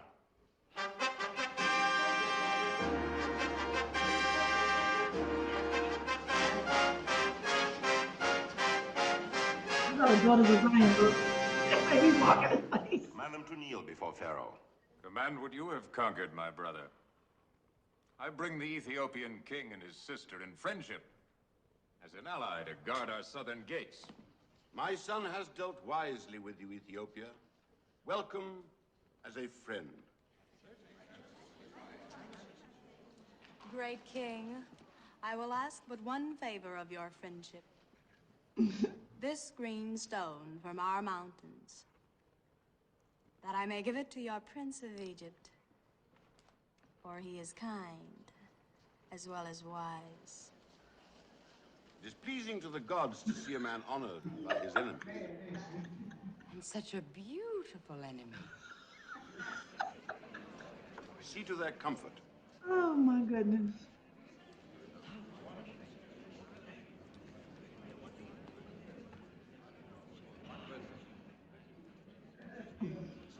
Divine one, here is the full count of Ethiopia's tribute. Bearers!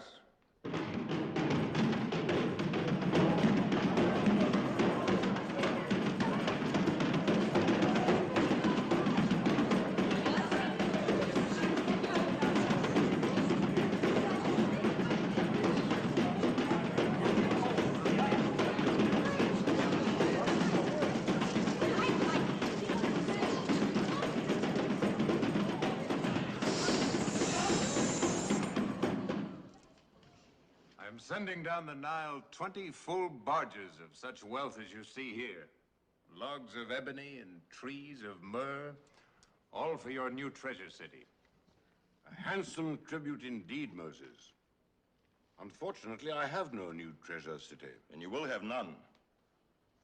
The stiff-necked slaves die more willingly than bend their backs in your service. Why? They believe a deliverer has come to lead them from their bondage. Deliverer? All right, we're going to stop right there. So many suggestions in that. You see the jealousy. Right now, we know Moshe was really a man of color. And they made the black woman of Ethiopia look sensual and sexual and naked.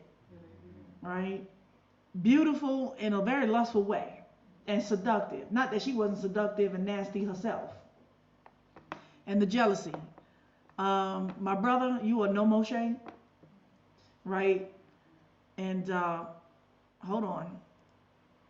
I'll go back to these pictures. Because that's the story they want to tell, that this was about a white woman, right? The Zipporah. Now we got Zipporah. No, we know he didn't marry the queen of Egypt. Didn't happen. But we got Zipporah versus the Cushite woman.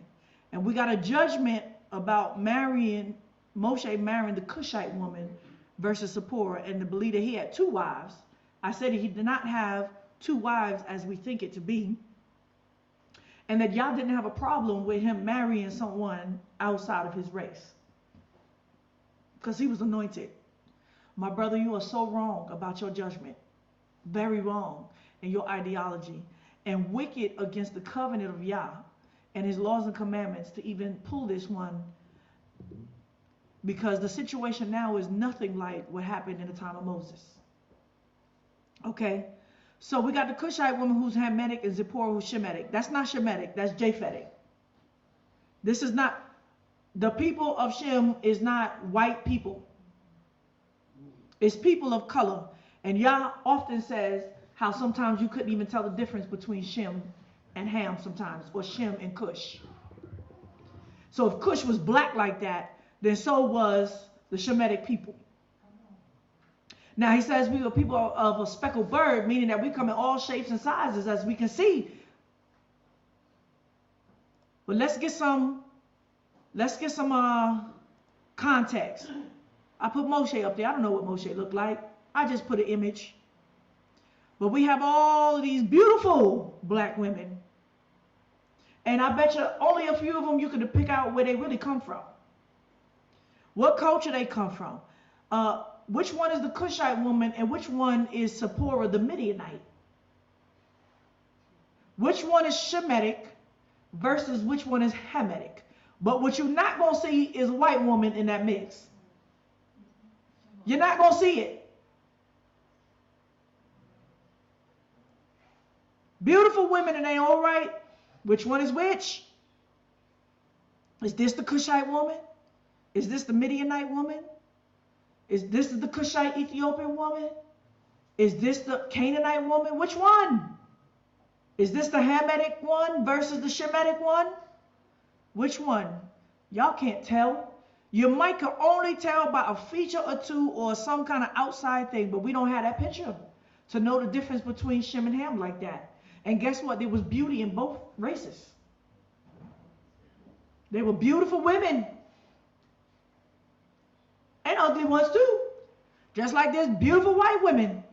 And ugly ones too. But I tell you what makes somebody beautiful is their character. Is their character. Which one is the Cushite woman that he got accused of? That one? That one? That's what y'all would say. If y'all was to pick out the Cushite woman, y'all would say, is this one and this one, right? What if I tell you that was Ethiopian? This one is the Ethiopian, this one is Ethiopian, but this one is Ethiopian too, this one is Ethiopian too, this one is Ethiopian too. Right? Y'all don't even know the differences in the tribes in Ethiopia alone. All right. So we're going to turn concerning marriages. That's not going to stand. We're going to talk about the history of this Cushite woman through history. Right? We're going to read the testament of Levi chapter 14. We're going to read Malaki 2 because he accused Yahweh of not being clear about his word or how to handle that. We're going to read Ezra, or we're going to speak about Ezra. We're going to read Josephus, Jubilee, and Jasher's accounts, right, of one, the history of the Cushite woman, the wife that Moshe supposedly married, and some of the history of our forefathers. Just to give a pretext about this multiple wives, this was the way of our ancestors, that there's an ideology that our fathers had multiple wives like that our forefathers practiced this, and no, they didn't. It's a lie, right? So first I want to go to our forefathers. Okay, let me move myself out the way because I'm in the way here so you can't see it. We got here Jasher 45. Now I say again, I don't really subscribe to Jasher. Jasher seems like a compilation of other books, historical context, mixed with biblical context, and some things mixed up. There's too many contradictions in Jasher for me to just rely on Jasher, but it doesn't mean that everything Jasher is saying is wrong. But I'll use Jasher because that's what these brothers want to use, right? Then you got Jubilees, chapter 34. I believe in Jubilees, but I also, once again, with these extra canonical books, also know that once again, this is going through man's hands, is being translated through language to language to language. And I know for a fact how they did Torah, that they played with Torah translation, that they've done the same thing to the rest. So it's not that I look at everything with a grain of salt, but I look at it with a magnifying glass against Torah. Right? Then we have Torah. Now, if you are a Christian new brew, this ain't your conversation. You ain't on level. Okay? You go to your Christians and do your Christian doctrines. We're gonna read Jasher and Jubilee. You don't believe Enoch? You don't believe? Go your way. That's not a conversation we're gonna have. We can't have a conversation about the books we don't believe in. But what you're not gonna do is add to Torah and take away from Torah what's fact. Right? Y'all not even, you can't talk Torah if you was a Christian for the last years. You don't know Torah. Just because you can halfway fake read some Hebrew words here or there and read the English version, you don't know Torah. You're not on my level to have a conversation or debate or think you can override my teachings. You don't. And what I don't do, like other brothers do, is that I read everything. What they reading, whether I believe it or not, what I believe and what Torah says, and sometimes they contradict. And I'll put my stamp on what I believe based upon Torah and Yah's righteousness. But at the end of the day, if you don't acknowledge this, it's not something you can touch. Right? But what people, our brothers, do is they'll pick Jasher over Jubilees. They'll pick Jubilees over Josephus. They'll pick Josephus. And I read it all to show the contradictions, whether it's to or against, pro or con my argument. I'm fair. I'm fair. I'm going to tell you what the lie says, what the truth says, and what's in between, and then I'm going to tell you what Yah told me. You can believe it or not. So in Jasher, at chapter 45, it gives down to 12 sons. And you're going to see here that only 2 distinctly out of Jasher's account had 2 wives, and it wasn't what you thought. Reuben, according to Jasher, only had 1 wife, and the 1 wife that he took was of Canaan. All right, so I'm back. I just wanted to fact check back what I was saying. Reuben had 1 wife, but according to Jasher, she was a Canaanite woman. That was forbidden in Torah. That's what Jasher says. Simeon had 2 wives, and it says that he married his sister Dinah after he married Bunah, which was Canaanite. So he also did what was against Torah, right? But it said, okay, that's what, let me go through it. Reuben had 1 wife, and it says she was Canaanite, according to Jasher. Jubilee says she had 1 wife, different names, Ada, and it never mentioned anything about her being anything that she wasn't supposed to be. And Torah doesn't say anything. I want you to notice something in Torah. Torah doesn't say anything concerning their wives, unless he's showing a situation that he didn't agree with. He's pointing, in Torah, is pointing out who married a Canaanite woman. And the reason why Yah's pointing it out is because it was against the law. So I don't agree with Jasher necessarily, but he had 1 wife. Simeon had 2 wives. According to Jasher, he married Dinah, his sister, after he married Bunah, the Canaanite woman. And according to Jubilee, he had 1 wife, Adiba, who was Canaan, but he repented of marrying the Canaanite wife. When Yah says he repented of marrying the Canaanite wife, what does that mean? He put her away. Y'all understand, repenting about something is not, well, I'm going to keep on going. You got to alter the situation. You turned repentance to Shuva means turn backwards from it. That's repentance. Okay, my brother? Don't ask me what I say. You know what Yah says about repentance. Undo what you did. Right? So Jubilees gives that account that he had 1 wife, but he did not have 2 wives at the same time. He put 1 away because he broke the law of Yah by marrying the Canaanite woman, and then he took the 2nd wife from Mesopotamia. Torah says Simon had 2 wives, and 1 was of Canaan. Now, mind you, Torah don't speak like, and he had 1 wife and divorced, and then he got another wife. Torah is telling you how many wives you had altogether.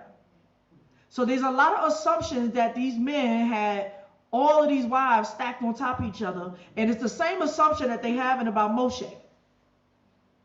But Torah don't speak that way. Right? Levi had one wife, Milcah, Syria, of our people, Shemitic.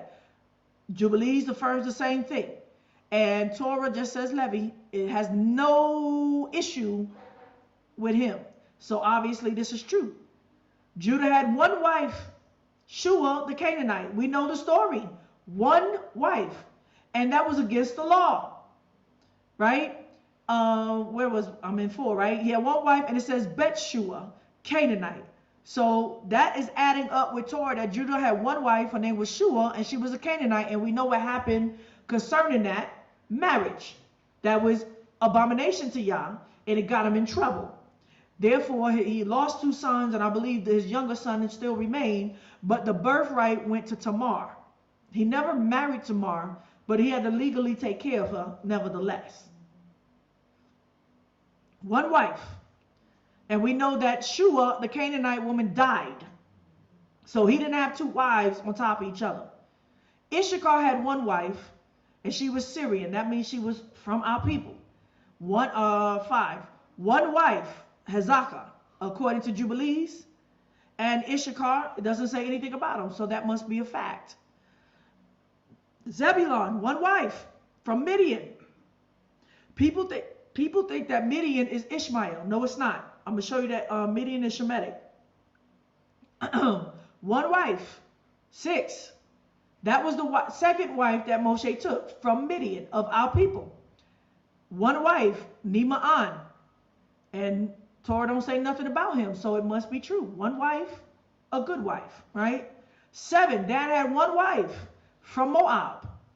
One might say, well, we wasn't supposed to marry anybody from Moab, but we don't know the story of this one person, if it's true, right? But she is Shemitic in nature.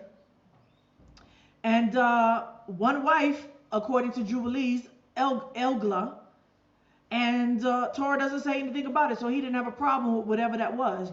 Once again, I don't consent with Jasher. I think Jasher is filling in blanks. Joseph, one wife, we know about that. 8, one wife, Asenath, Egyptian. Asenath, we know the story that he denied Asenath until she what? Came full circle and fell in love with Yahweh. Right? Benjamin, according to Jasher, said he had two wives. Mahaliah, who was Syrian, and Abibat, who was Abraham's great-grandson. In Jubilees, it says he has one wife, so we got a contradiction there. And in the Torah, it mentions nothing about him having 2 wives. They all do say that he had 10 sons, but by this, they may, by default, think he must have had more than one wife. But in Torah, it says that his 10 sons some of them was his grandsons, not all was his sons. Naphtali, one wife. Miriam, Syrian, from our people. One wife, according to Jubilees. And Torah is going to confirm that by saying nothing.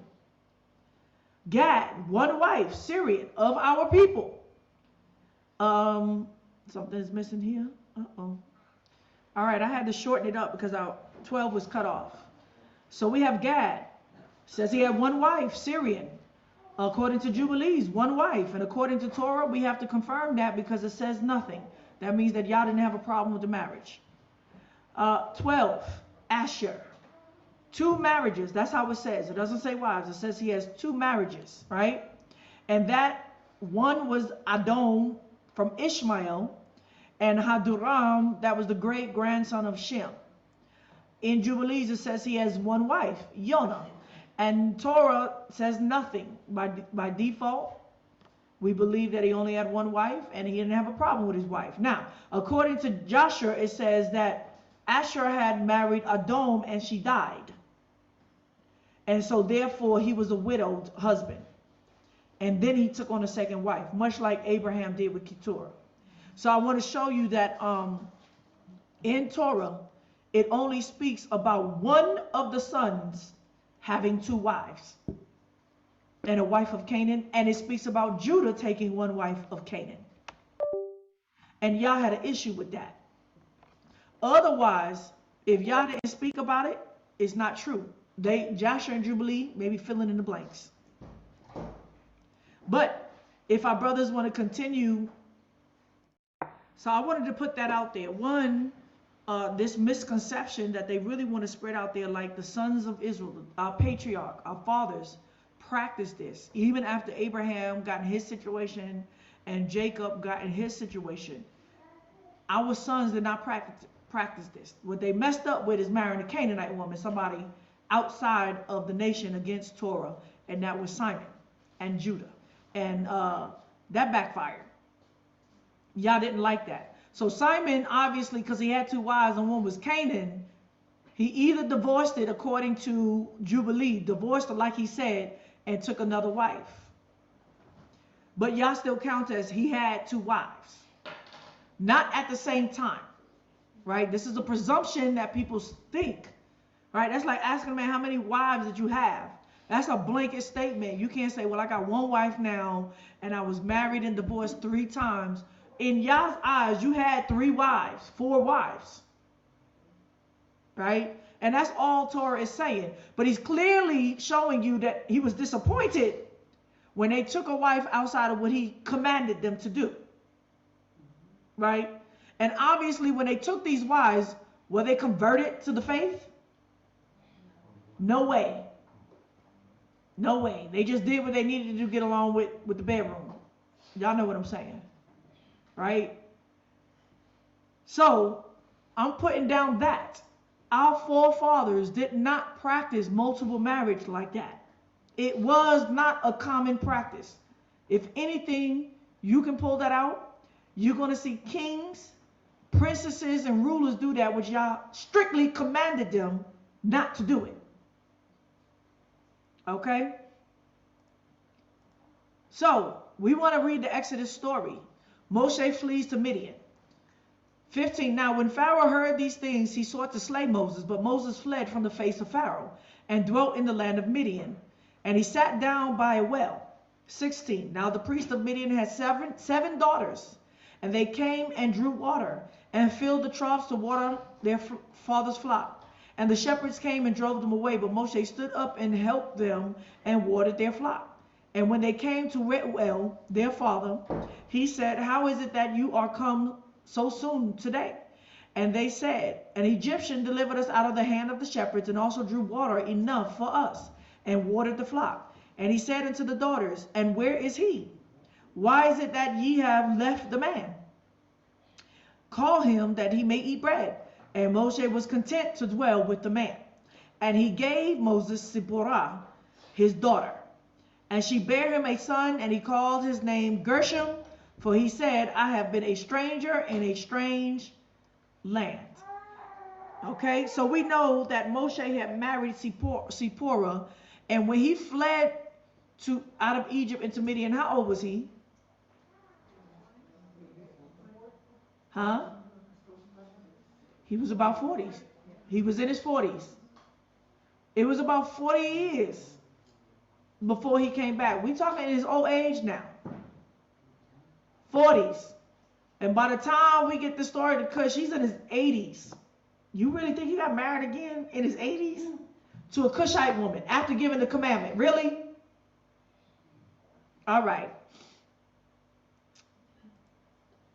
Exodus 4, Moshe leaves for Egypt. And Moshe went and returned to Jethro, his father-in-law, and he said unto him, let me go, I pray thee, and return unto my brethren, which are in Egypt, and see whether they be yet alive. And Jethro said to Moses, go in peace. And that Yahweh said unto Moses in Midian, go return into Egypt, for all the men are dead which sought thy life.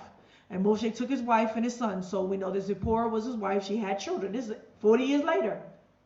Right? We know of no other children that Moshe had with anything. Right? And set them up as an ass, and he returned to the land of Egypt, and Moses took the rod of Elohim in his hands. Right? We know the story. Now I'm in Numbers, right? So we got the account that Moshe legitimately married a daughter of Midian, that he produced his children, and Yahweh was okay with that mixture for the sole purpose of knowing that his sons became priests to serve. Once again, people think that Midian is Ishmael, which would be a mixture of Abraham's Hagar and Egyptians. That's Ishmael. Is a mixture of Hamitic and Shemitic people. But Midian is not that. I'm going to prove that. All right. I do believe that Midian and Ishmael eventually intermixed and became one people. Numbers 12, and the murmuring of Miriam and Aaron. This was what my brother tried to use as an ace card or a joker card on me in which whatever game he wanted to play with Yah, right? That this was going to be the card that he plucked. If and then Yah ever anointed him to be the Moshe, and I became his Miriam to his white wife, right? My brother, not a relationship, a brother. And Miriam and Aaron spake against Moses because of the Cushite woman who he had married. The word is taken. It's not using the regular word for marriage. It says who he had taken, lakak, past tense. For he had taken a Cushite woman. The whole phrase is past tense. It doesn't give us any more context. So it's left ignorant people like Huldah to assume that Moshe had 2 wives in the wilderness after he just at 80 years old, right? And that yes, and that one was black and one was white according to the Christian doctrine. That's what Troy wants to push, or his wife wants to push. I don't know. And that the issue that they had with him is that she was black. Right? So they want to make it a white and black issue. No, this is not about a white and black woman. This is not about Japheth and Shem and Ham. This is about 2 nations that look the same almost. But they're not genetically. Okay? So one would have you think that Moshe at 80 years old just took a Cushite woman in the wilderness. Just after all his stress and where he just going to go marry a woman. And start having sex at 80 years old. For what reason? Y'all stupid. Now, we see that Miriam and Aaron had some zeal and some jealousy against Moshe. Right? What was the issue? They just created a fault with him, which you do a lot. That's what actually my brother is he's the Miriam in this situation. Because he doesn't like to position, right? Something is wrong. Something is out of order in his mind about me being in this position, right? Aaron and Miriam was older than Moshe. He was the baby, and Miriam was the prophetess at 14 that read him up, prophesied, taught him, all of that.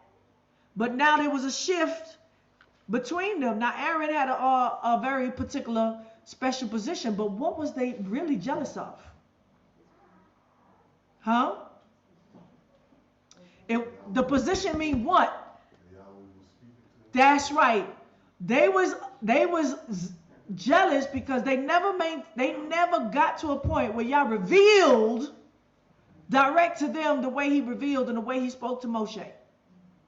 And so in their minds, they wanted to create, he ain't perfect, right? My brother? You want to find fault, and you can find a lot of fault in my past and try to call it up on me now to say, right? That's what Jediah said. How could Yah use me if I was Sodom and Gomorrah in Tel Aviv in my 20s, right? How could Yah appoint me as a prophetess or leader if I had such a wicked past? What the hell are you talking about? Moshe had a wicked past. So they wanted to show he wasn't perfect, right? He wasn't perfect. And so that comforted them in feeling, well, he's not better than us. He's not smarter than us. And he's not more perfect than us. But it wasn't about him being perfect. It was about him being meek. Watch, he's going to tell you it was about his meekness to Yah. What did that mean? His character was that no matter what had happened in his life and what he had did, he was going to submit to whatever Yah said against his own emotions and feelings. That's what made him perfect in Yah's sight and able to use. And I keep telling you that just because I'm not meek to you, don't mean that I'm not going to remain meek to Yah. Once Yah show me clearly, it don't matter how I feel or think or believe or want. I could be crying all inside over you. But if Yah said, no, I'm going to do what Yah tells me to do. Once he speaks to me clearly, I'm clear now. That's what makes him meek. That's what made him chosen of Yah. That man was willing to give up his whole life for whatever Yah wanted. It wasn't even so much he loved the people. He loved Yah. So, they found fault with him. And they said, has Yahweh indeed spoken only by Moses? That was the issue. And that's your issue with me, brother. You have declared in your word, and your words to me, that there's envy. There's envy in your heart that Yah could reveal such things to me and not you. And I never said Yah even speaks to me face to face. That's what it's all about. So you actually in reversal. You my Miriam. You're the one that's trying to find fault. But you're not even a Miriam. You're nobody. You're a reprobate man that's saying that you're looking and seeking the path of Yahoshua and hasn't stepped on it yet. How dare you speak like that? But it has shown that you got envy in your heart. Clearly. That you don't like that Yah is revealing such high things to me. It bothers you because I'm a woman. But they had age rank here. It wasn't male or female. Aaron was jealous too. For what? He was high priest. They thought they could pull rank, and they didn't understand how Yah chose. It wasn't because he had two balls. It's because he had meekness. And that meekness is what allows you to hear Yah's voice face to face, clearly. When you give up your emotions and you're willing to let go your own desires, your meekness opens up your ears to see Yah face to face. That was the issue. They wasn't clear, and he was. All right? That was the issue. It wasn't the Cushite woman. They just needed to find fault. He has not spoken only by us. That was the issue. And Yahweh heard it. Yahweh heard it. Now the man Moshe was what? Very meek. He's telling you why he chose Moses. Above all the men which were upon the face of the earth. When he says men, he means what? Women and men. It wasn't just a woman versus a man issue. If Yahweh wanted to use Miriam all the way, he could have. Not as high priest, but he could have. But he chose Moshe because he showed meekness above all men. That's including female, because this was Miriam and the brother speaking about you speak to us too. That's the issue. And you've already shown, and anybody else that's still tweeting their thumbs about giving up their life, Y'all not going to choose you. And if you think you're going to barter with Yah, says, well, if I give up this, are you going to make me Moshe? You can sit your behind down and save your soul first. And just be a sheep. You don't come to Yah making deals with him like that. Well, if I give up this, you going to give me that? No, what made Moshe meek is when he said, I'm going to send you. Moshe said what? Who am I that you should send me? Now you got this brother married talking about, I'm a man with balls. And Yah going to set his order. What? You don't even know that you're challenging Yah's will.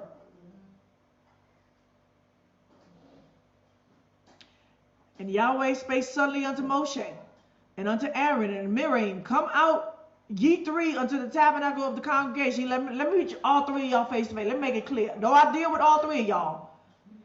And they three came out, and Yahweh came down in the pillar of the cloud and stood in the door of the tabernacle and called Aaron and Miriam, and they both came forward.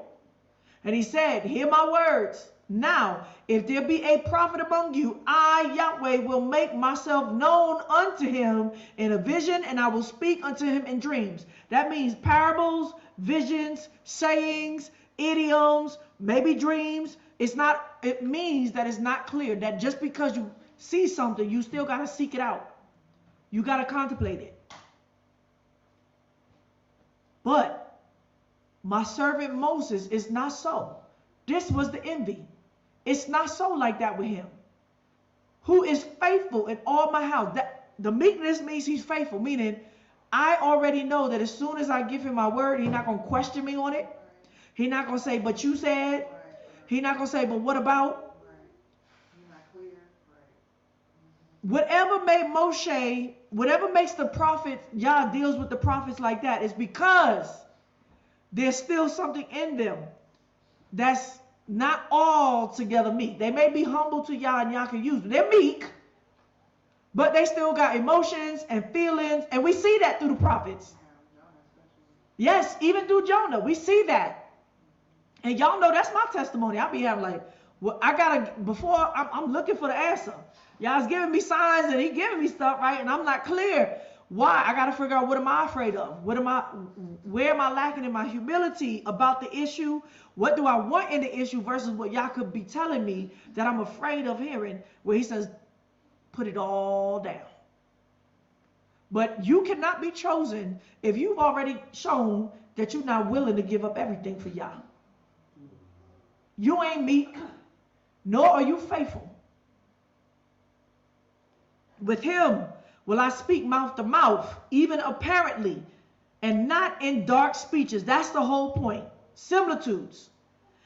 And the similitude of Yahweh shall he behold, meaning he's like me on earth.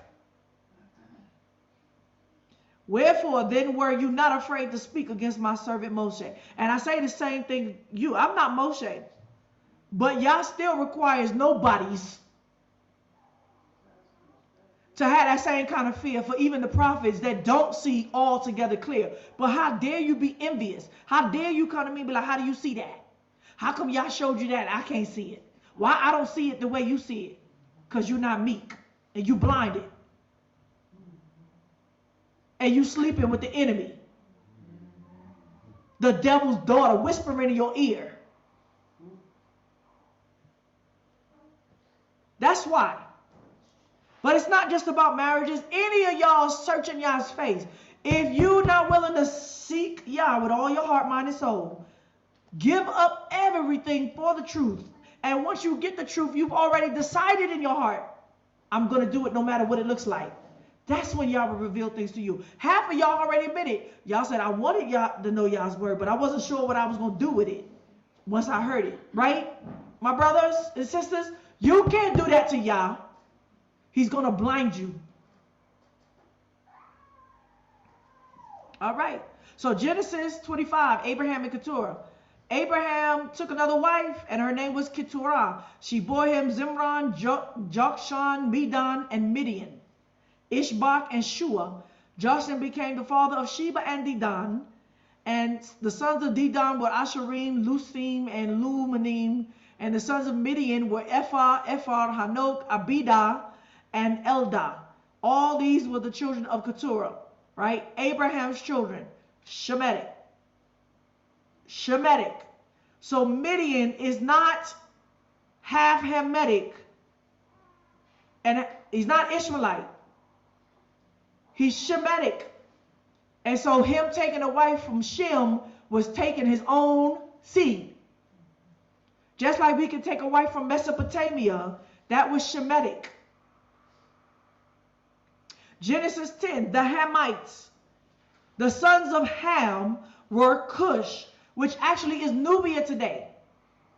Cush, Mitzrayim, Put, and Canaan. The sons of Cush were Sheba, Havilah, Sabda, Ramah, and Sabteka. The sons of Ramah were Sheba and Dedan. Isn't it interesting that Ham got Sheba and Dedan, and Sheba and Dedan is also of Shem?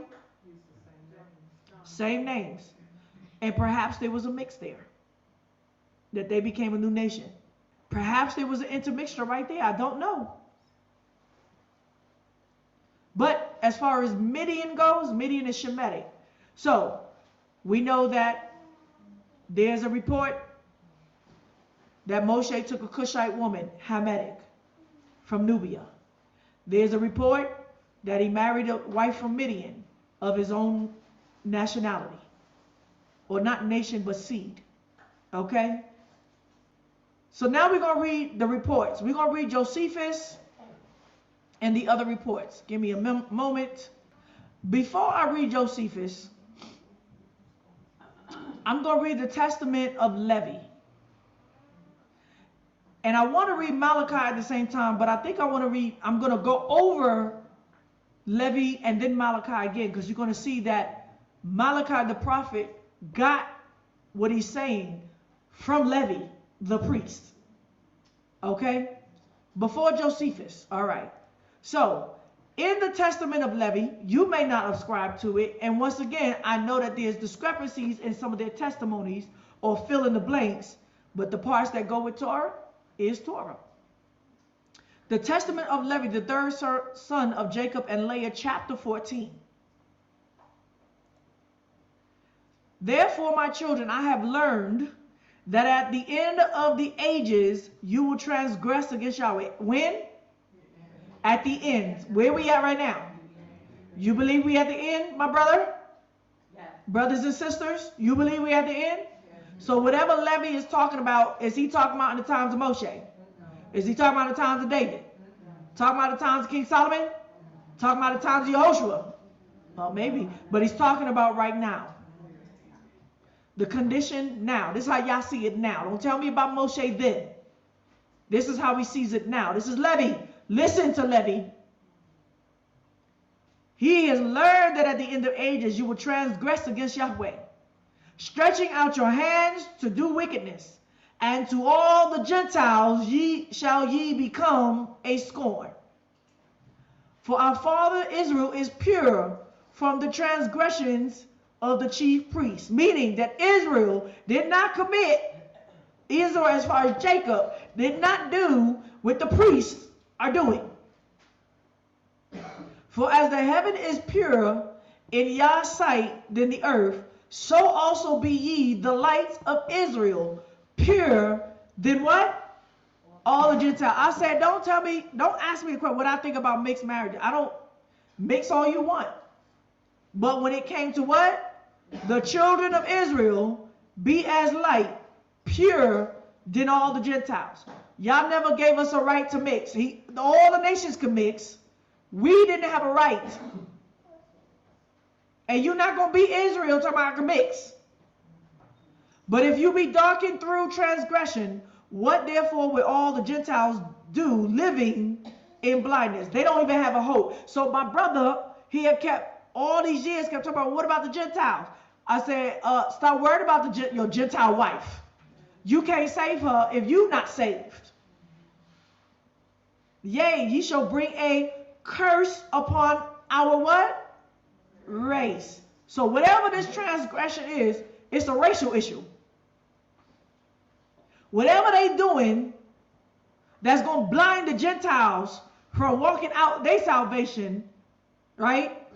It's a curse upon our race. Because the light of the law which was given for to lighten every man, this ye desire to destroy by teaching commandments, what? Contrary to the ordinances of Yahweh. Right, my brother? You still want to teach false doctrine commandments against Yahweh's ordinances. You want to make something okay that Yah in his ordinance clearly said it's not okay. But he said Yahweh wasn't clear. No, this is him switching light for darkness and darkness for light to desire to destroy. You want to destroy Yah's ordinances, my brother, for teaching commandments contrary to them. And Yah is not going to allow it to stand. You brought a curse upon our race. And so did everybody else that did that. I don't care. And you can't call it ignorance to the law. Who the hell marries their oppressors? Yeah, a psychopath. I'm sorry, I'm talking to some of y'all here. The offering of Yahweh you shall rob. Where we get, what? What this sound like? Don't this sound like Malaki? You're going to rob the offerings of Yahweh, oh you leaders and priests? And from his portion you shall steal choice portions. You're going to live off the best that belongs to Yah.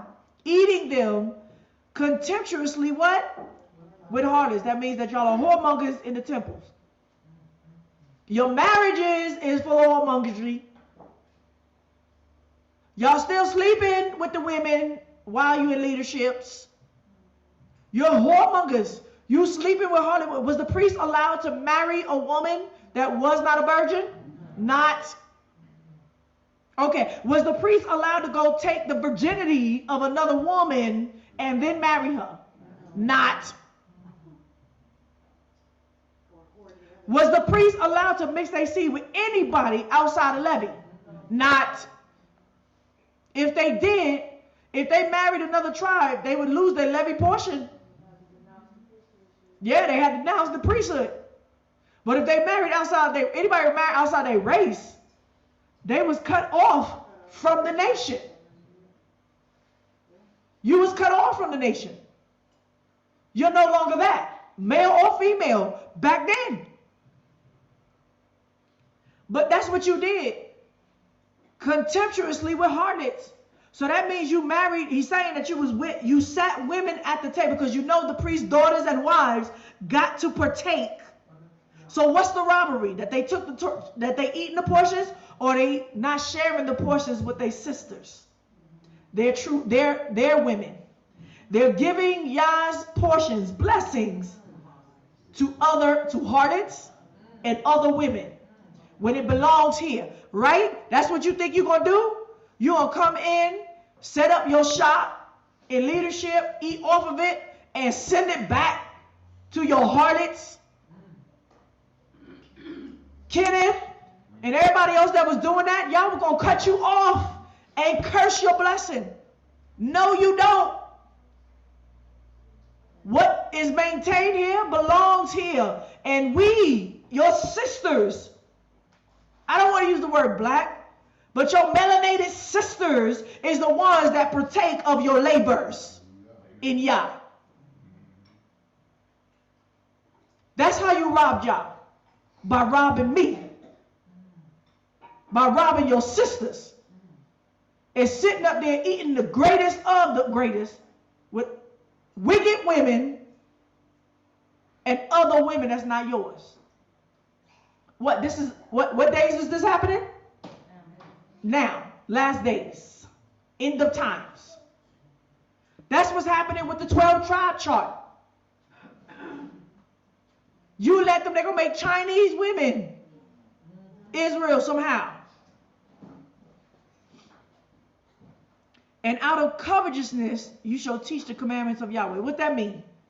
Business. They only want to get into this because it's money-making business. How much they can get, because once you're in that position of leadership, you do gain. But you don't do it for the gain.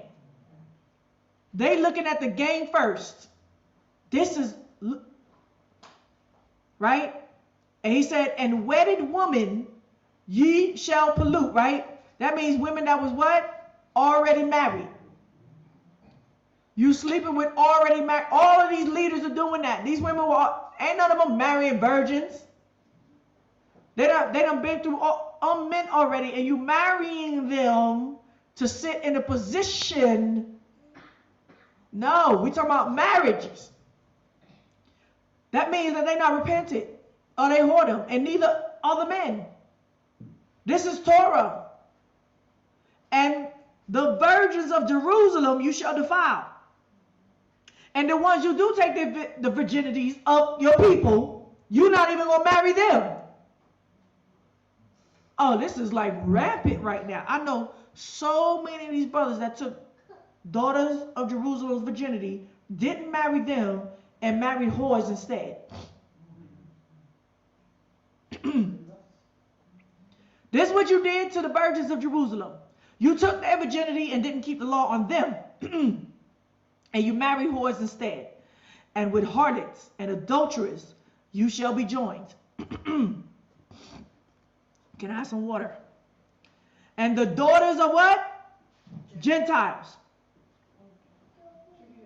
And the daughters of Gentiles you shall take as wife. This is not about white and black, but if that's the issue now, then that's the issue. Then I'm going to ask, is your wife a Gentile? She's a Gentile? All right, so y'all said that our people in the last days would do this.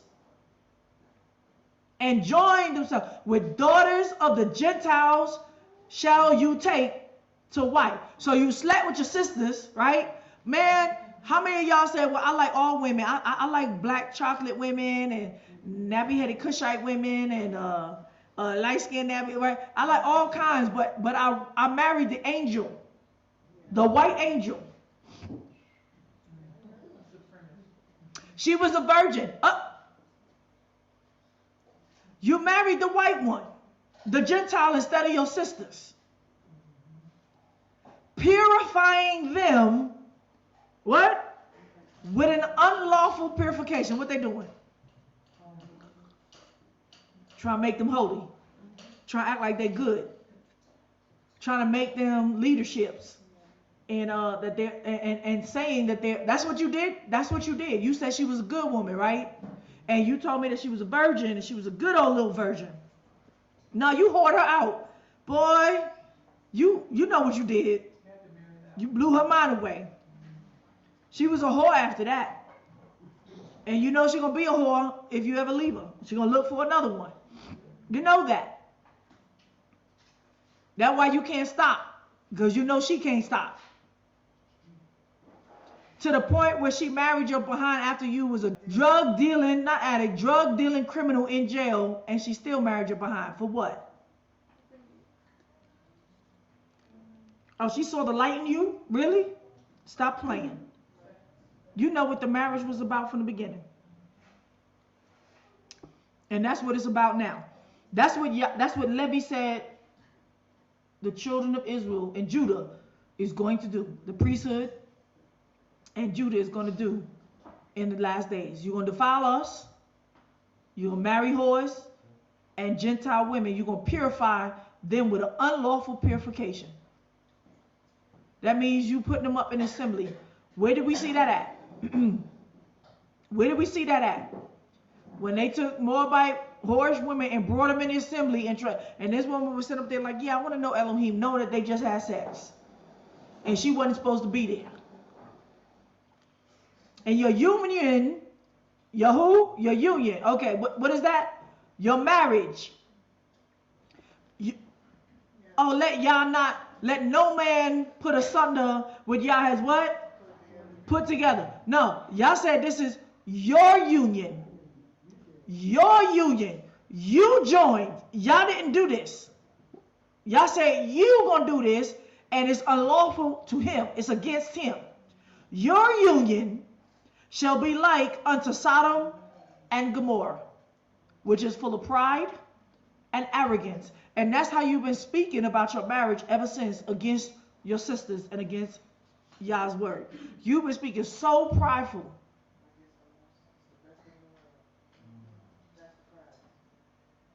And arrogance. With this wicked woman, talking about she righteous, she clean, she pure. And then lied about it. Lied about your marriage in the beginning. It's the worst thing that ever happened to you. Because you want Sodom and Gomorrah, money, power, fame, and the trophy of the white man. You subjected yourself to the lowest of the low.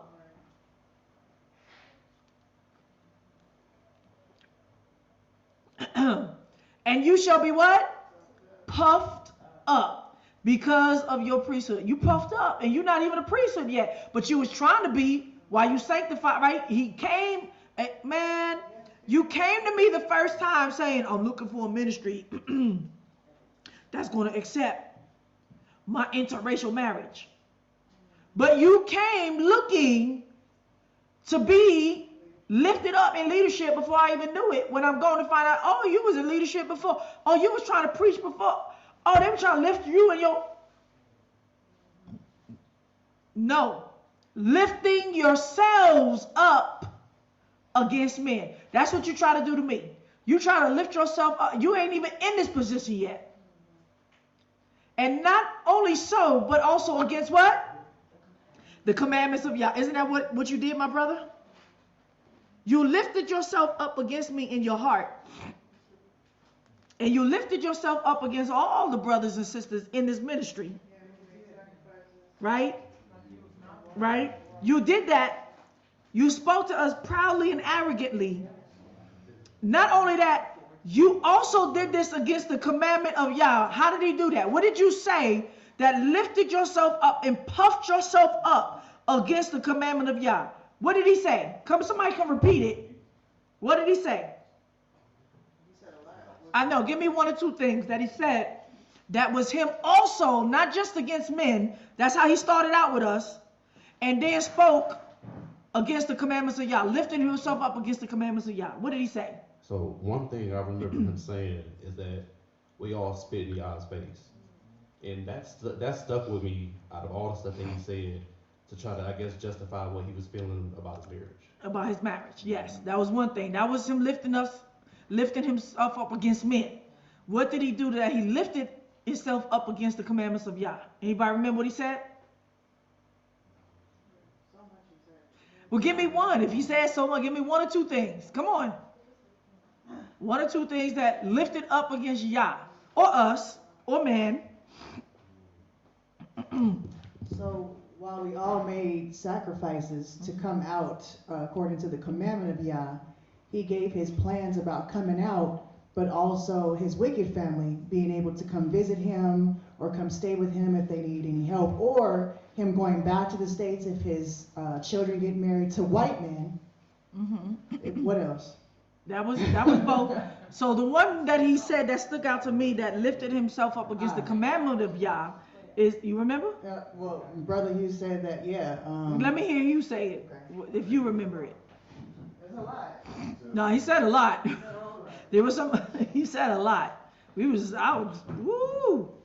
But what I recall was him basically saying that Yah's word wasn't clear when it relates to how to deal with mixed marriage.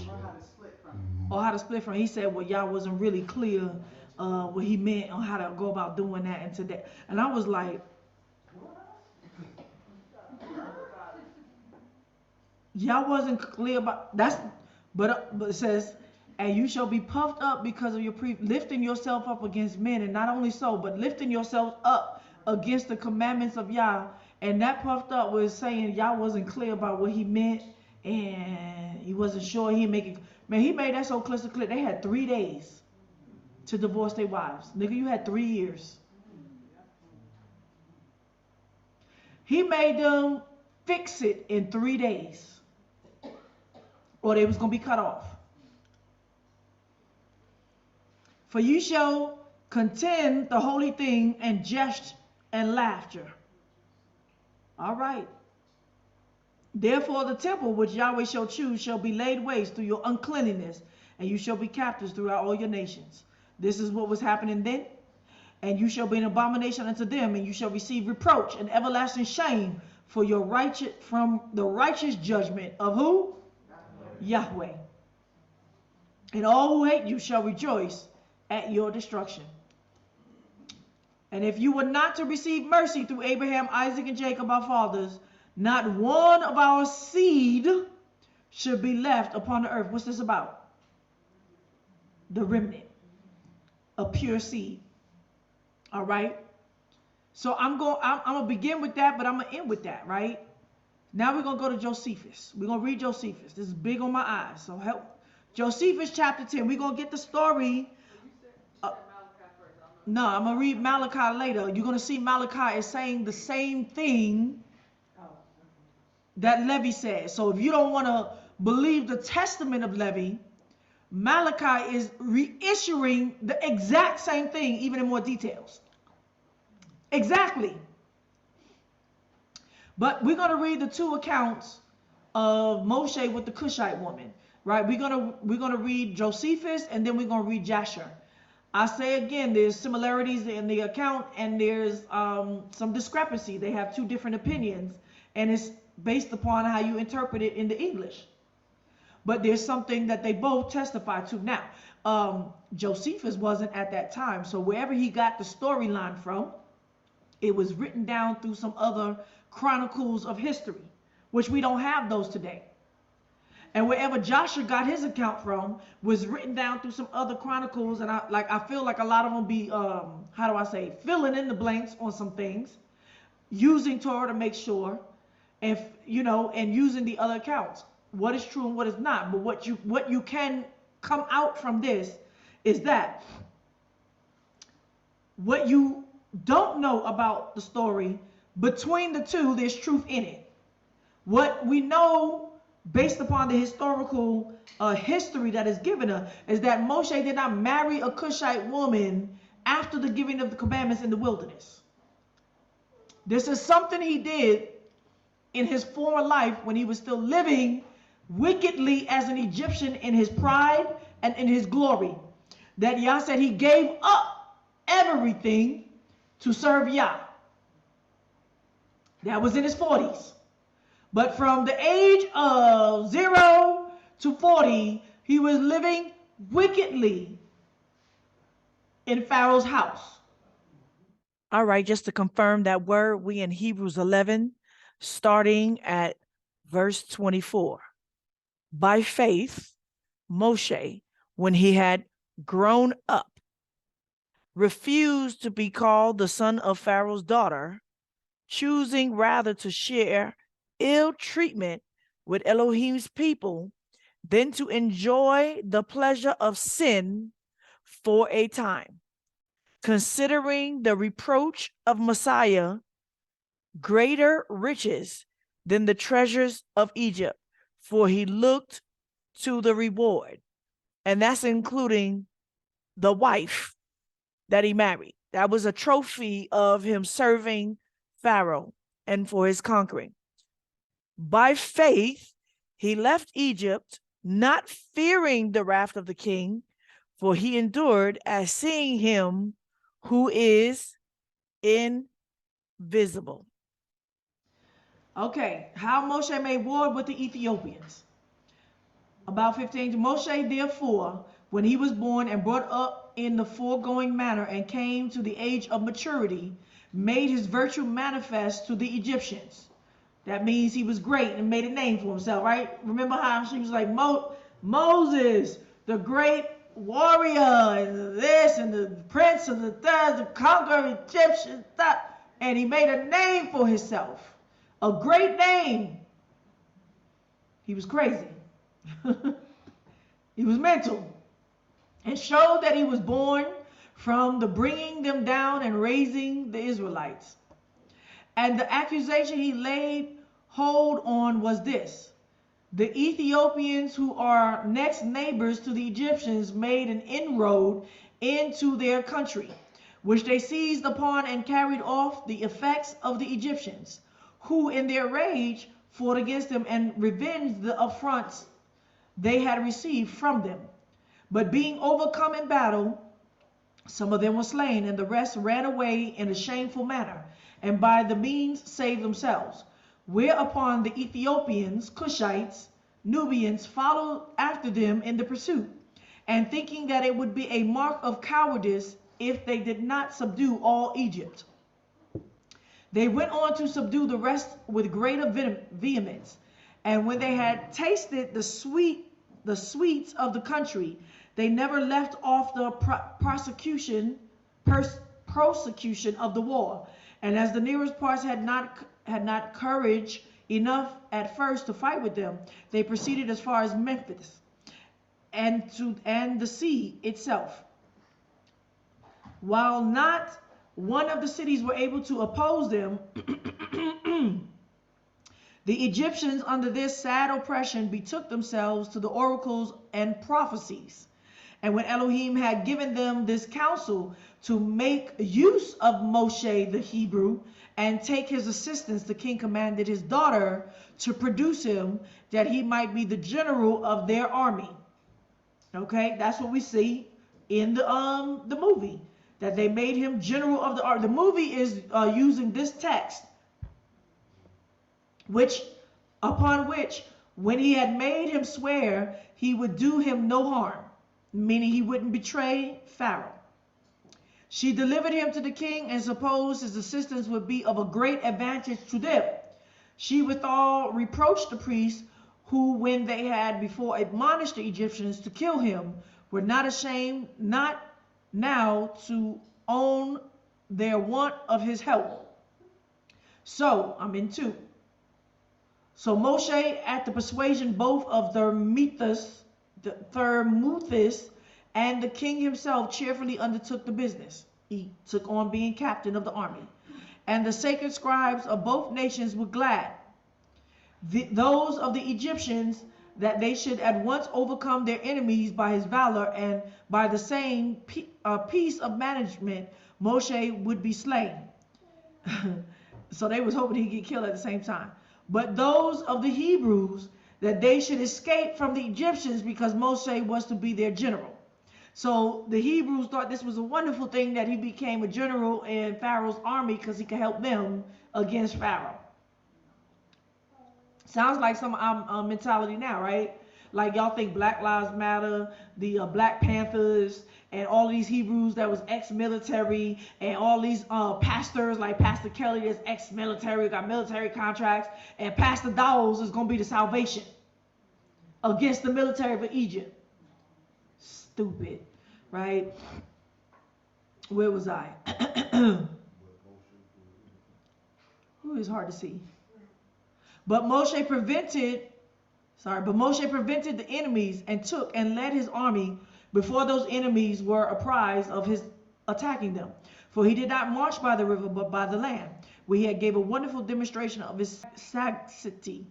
For when the ground was difficult to be passed over because of the multitude of serpents, which it produced in vast numbers, and indeed in singular in some of those products which other countries do not breed, and yet such as are worse than others in powers and mischief, and in unusual fierceness of sight, some of which ascend out of the ground unseen. So this is talking about certain kind of asp or snakes in the desert, snakes that fly up and catch you out of nowhere.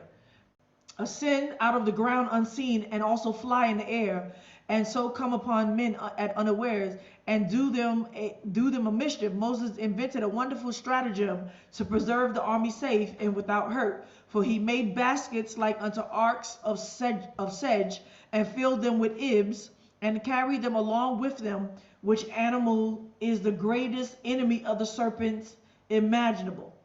For they fly from them when they come near them, and as they fly they are caught and devoured by them, as if it were done by the hearts.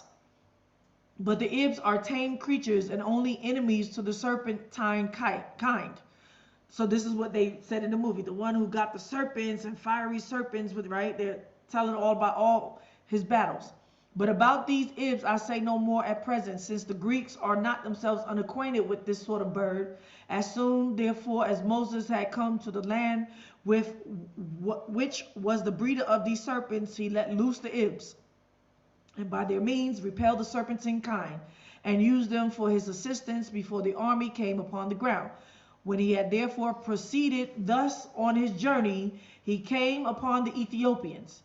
Before they expected him a joining battle with them, he beat them and deprived them of the hopes that they had success against the Egyptians, and went in on overthrowing the cities, and indeed made a great slaughter of these Ethiopians. Now when the Egyptian army had once tasted of this prosperous success by the means of Moses, they did not slacken their diligence in so much that the Egyptians were in danger of being reduced to slavery and all sorts of destruction.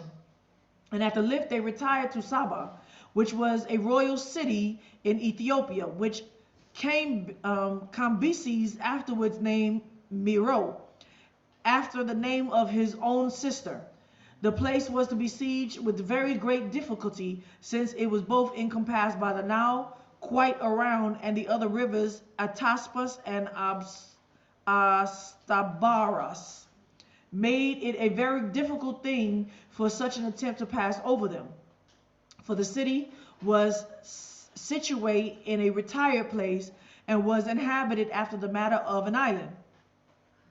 I could show the picture, but I think I have an idea of what he's talking about. If you go down all the way down into Sudan, cusping South Sudan, you'll see that the Nile turns like this,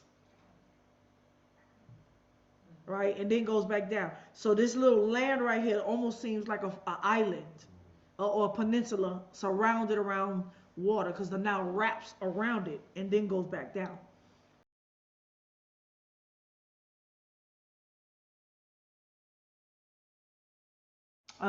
Where was I? Being encompassed with a strong wall and having a rivers to guard them from their enemies, and having great ramparts between the wall and the river, and so much that when the waters came with great violence, it can never be drowned, which ramparts make it next to impossible for even such as are gotten over the rivers to take the city. Getting to the point. However, while Moses was uneasy at the armies lying idle, for the enemies durst not come to the battle, this accident happened.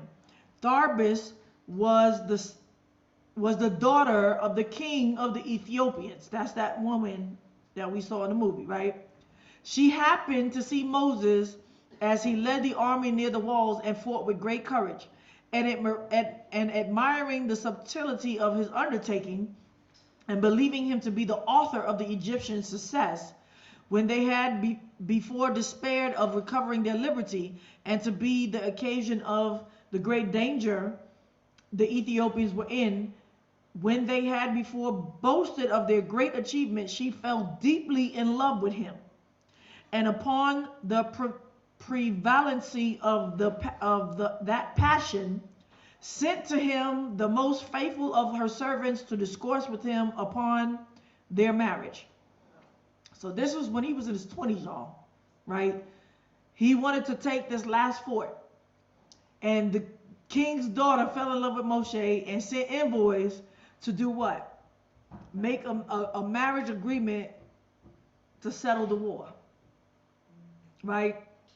That she would surrender if he married her. This ain't an issue of love.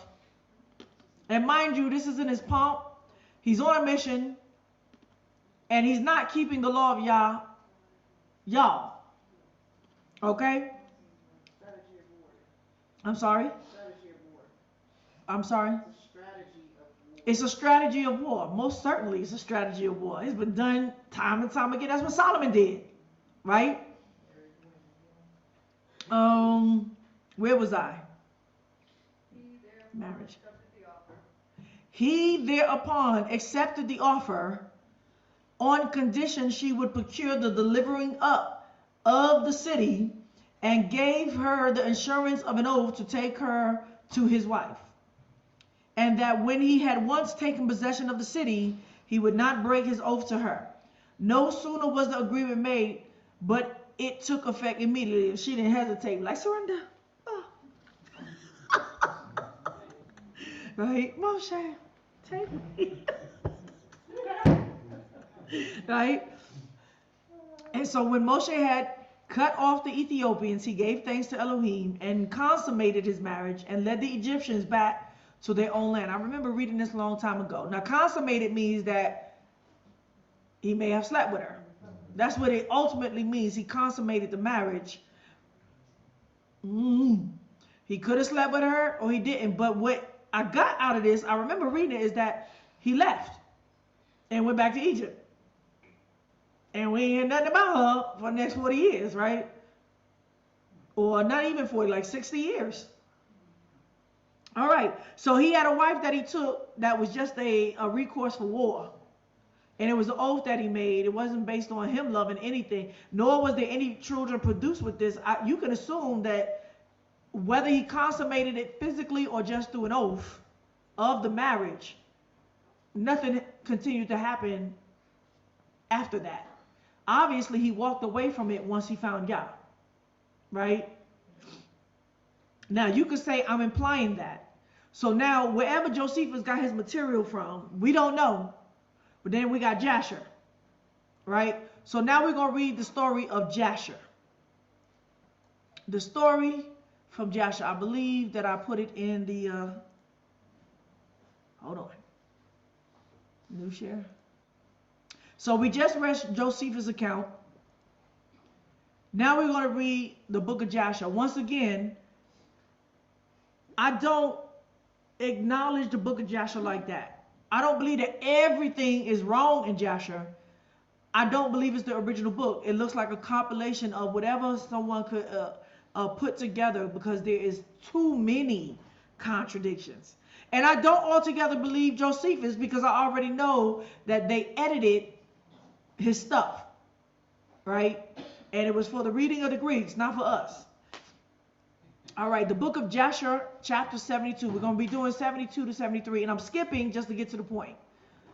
In 30. So they said to one another, give us counsel that we are to do at this time, as we have resided in the wilderness 9 years away from our homes.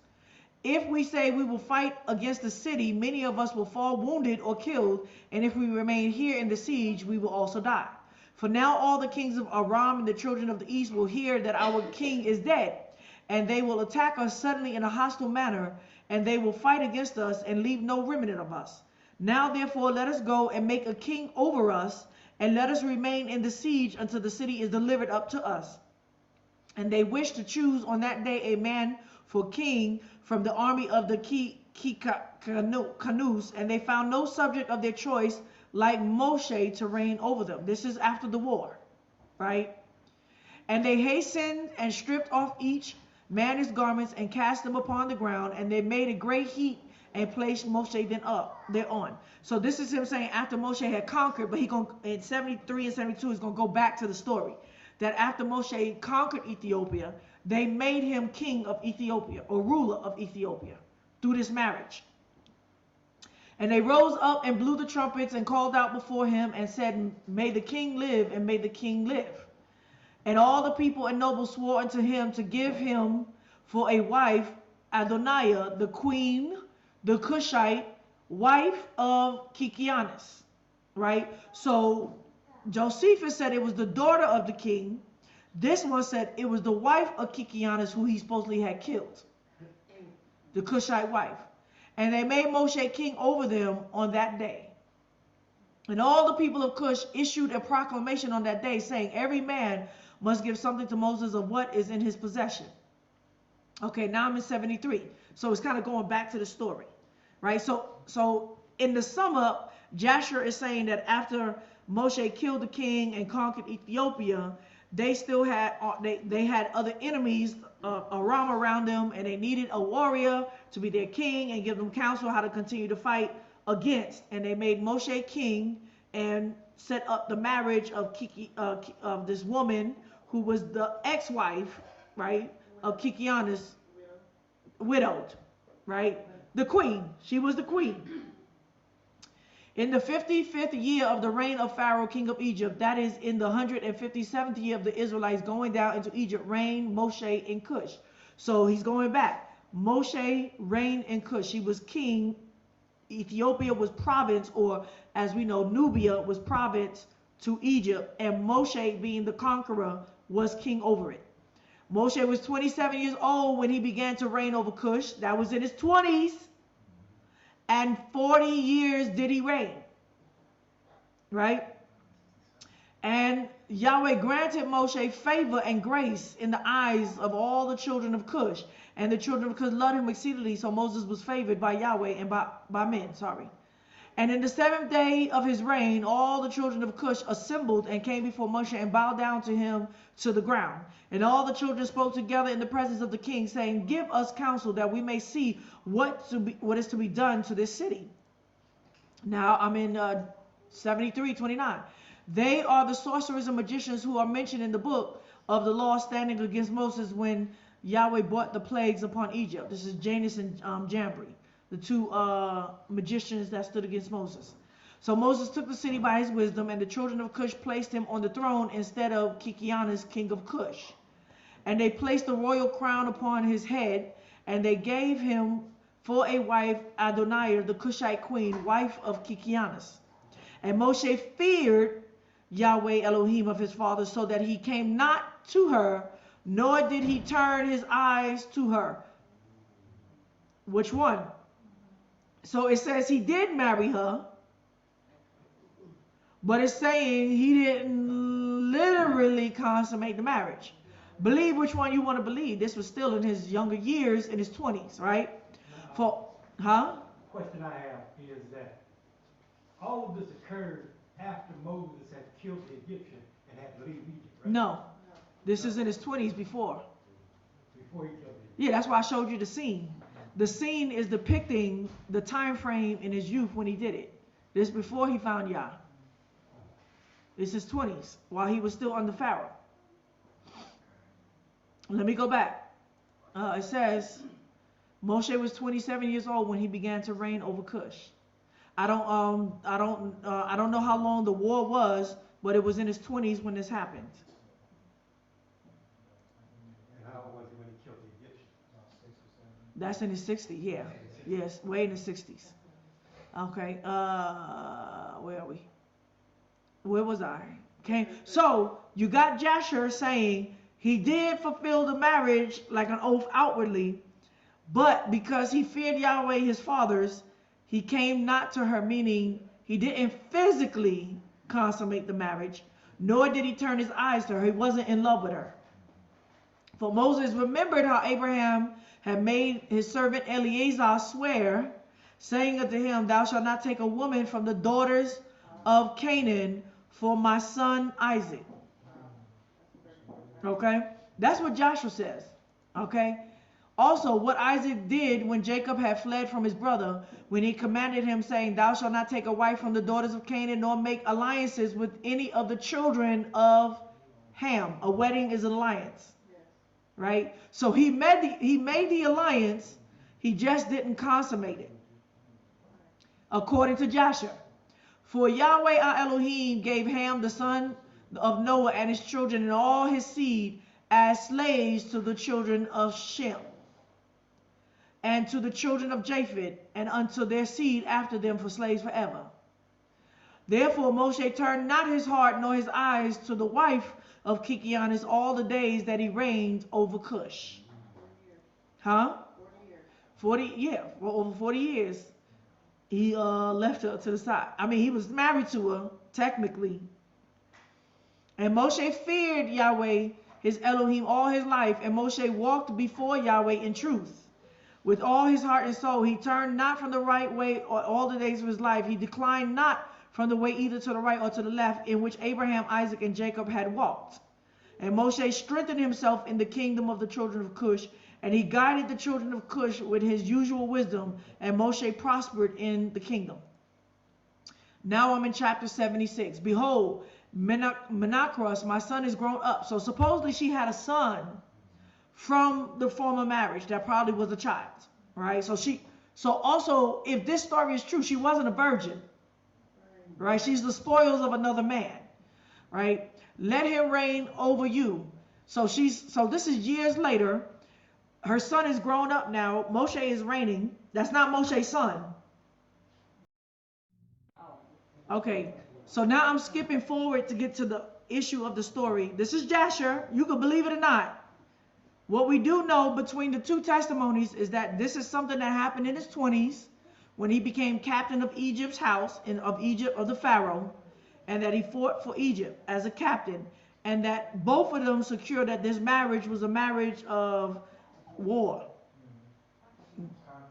of conquering, right? So it says, behold, Menacros, my son, is grown up. Let him reign over you. So in this story, it says that she was the wife of the king that he killed, Kikianus, right? That sounds African, Kikianus or whatever. Probably not say Kikianus. And she had a son already, and obviously the son was very young, so Moshe was ruling. So it says, for it is better for you to serve the son of your master than to serve a stranger, slave of the king of Egypt. And all the people and nobles of the children of Cush heard the words which Adoniah the queen had spoken in their ears. So obviously she realized he was a Hebrew. And all the people were preparing until the evening, and in the morning they rose up early and made Menacrus, son of Kikianus, king over them. And all the children of Cush were afraid to stretch forth their hand against Moses, for Yahweh was with Moses. And the children of Cush remembered the oath which they swore unto Moses. Therefore they did not harm him. Right? They would have just did a coup, but they said, let's do this peacefully. But the children of Cush gave many presents to Moshe and sent him from them with great honor. So Moses went forth from the land of Cush and went home and ceased to reign over Cush. And Moshe was 66 years old when he went out of the land of Cush. So this is saying opposite, that he stayed in the land of Cush, but he didn't do anything. He just reigned. For the thing was from Yahweh. For the period had arrived which he had appointed in the days of old to bring forth Israel from the affliction of the children of Ham. And Moses the son of Aaron was still king in the land of Cush in those days. And he prospered in his kingdom. And he conducted the government of the children of Cush in justice, in righteousness, and in integrity. And all the children of Cush loved Moses all the days that he reigned over them. And all the inhabitants of the land of Cush were greatly afraid of him. And in the 40th year of the reign of Moses over Cush, Moses was sitting on the royal throne, while Adoniah, the queen, was before him, and all the nobles were sitting around him. And Adoniah, the queen, said before the king and the princesses, what is this thing which you, the children of Cush, have done for this long time? Surely you know that for 40 years this man has reigned over Cush and has not approached me, nor has he served the Elohims of the children of Cush. Now, therefore, that does make more sense to me, because you know they had their own gods. They didn't worship Yahweh. They might have recognized Yahweh, but they didn't. O ye children of Cush, and let this man no more reign over you, as he is not of our flesh. That makes sense. So Moses went to Midian, for he was afraid to return to Egypt on account of Pharaoh. And he went and sat at the well of the waters of Midian. The 7 daughters of Reuel the Midianite, who was to feed their flock. And they came to the well and drew water to water their father's flock. So the shepherds of Midian came and drove them away. And Moses rose up and helped them and watered the flock. And they came home to their father Reuel and told him what Moses did for them. And they said, an Egyptian man has delivered us from the hand of the shepherds. He drew up water for us and watered the flock. And in 19, and Reuel said to his daughters, and where is he? Wherefore have you left the man? And Reuel sent for him and fetched him and brought him home. And he ate bread with him. And Moshe related to Reuel that he had fled from the Egyptian, and that he had reigned 40 years over Cush, and that they afterward had taken the governments from him, and had sent him away in peace with honor and with presents. And when Reuel had heard the words of Moshe, Reuel said within himself, I will not put this man into the prison house I will put this man into the prison house, because there was a, a warrant out for his arrest from Egypt, whereby I shall conciliate the children of Cush, for he has fled from them. And they took and put him into the prison house, and Moshe was in prison 10 years. And while Moses was in the prison house, Zipporah and daughter of Reuel took pity over him and supported him with bread and water all the time. Now, the Torah don't say that, but it doesn't necessarily mean it didn't happen. And all the children of Israel were yet in the land of Egypt, serving the Egyptians in all manner of hard work. And the hand of Egypt continued in severity over the children of Israel in those days. Okay. See, that made me think that he ran from Egypt after killing that man young. Yeah, but the marriage of him conquering Ethiopia was in his 20s, and he had been reigning the whole 40 years. After, he was 20 and reigned 40 years. Yes, he might have been back and forth between Egypt and Cush. But I was thinking that he was still young when he killed the man in Egypt. That caused him to leave. Now he's about 67 here. Yes. Yes. So he went back to Egypt. Well, just because he's ruling Egypt don't mean that he's not visiting, going back and forth. I mean, it was trade. They had a warrant for him. Didn't I just say that? Yeah, but we don't know when he killed him. It's not saying that he killed him, the Egyptian man, in his 20s. He's saying during some time of his 40 years of reign, and it's mentioning that he reigned for 40 years, that he had killed someone in Egypt. He might have went back to Cush when it happens, and then once they kicked him out from being king, that's when he fled into Midian. It seemed like it happened all within, I'm gonna say, a century of time, but it's not given the age. But it's clear that it didn't happen in his 20s. It's saying that he was an Ethiopian. That doesn't mean that he wasn't up and down between. Now this is a how do I say, a tributary country of Egypt at this time. It's not Ethiopia proper. This is Nubia. And if you look in history, you can see the wars between Egypt and Nubia and Sudan and constantly. So that's a whole nother thing about when he killed the Egyptian. But to my understanding, him killing the Egyptian, see, Torah don't give you time frames like that. Kind of give you just a sequence, but not necessarily time frame, because Torah don't find that important, right? Torah doesn't speak of it being in Cush. No, it doesn't. But the fact that it mentioned he had a Cushite wife, we know there's some history there. There was no marriage. It didn't say now he married. It didn't say that. It said he had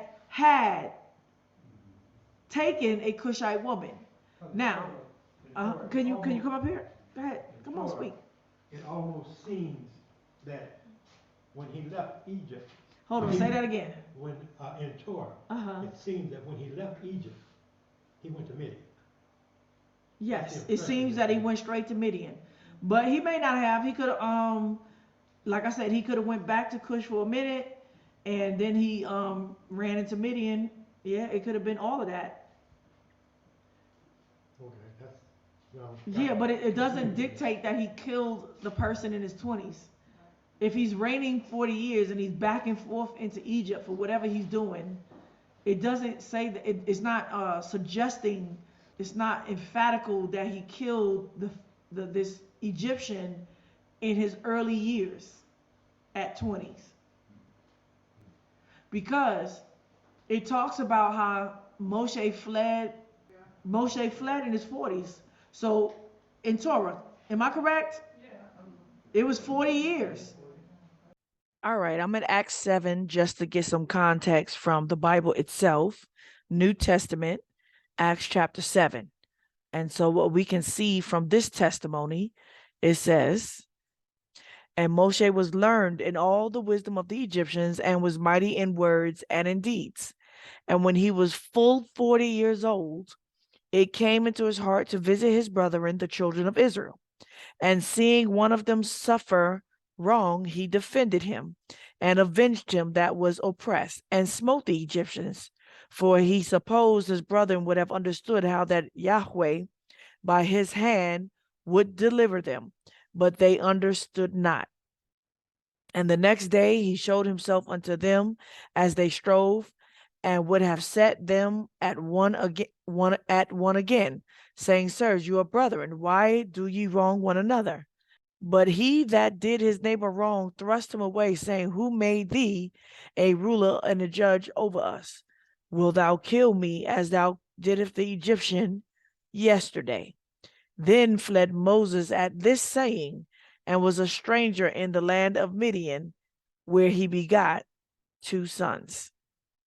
And when 40 years were expired, there appeared to him in the wilderness of Mount Sinai an angel of Yahweh in a flame of the fire in the bush. Right? So he might have killed these Egyptians somewhere halfway in, 40s.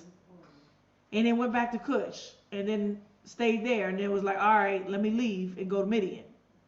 Because they still looking for him. I can't tell you. The details aren't there.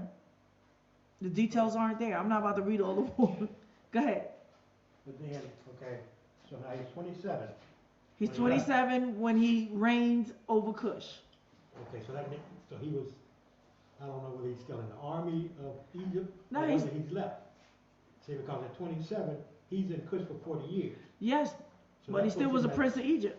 That puts him at 67 years when he left there, and then he goes to Midian. You could do, this is the book of Jasher. You'd have to take the Torah take Jasher, Josephus, and like all of that, and come on, you know, like I said, there are contradictions in between all of it. Torah don't deal with those contradictions because it really don't care. It's not important. Just like mentioning his Cushite wife from 40 years ago or 50 something years ago is not important at the time. It's in his past, right?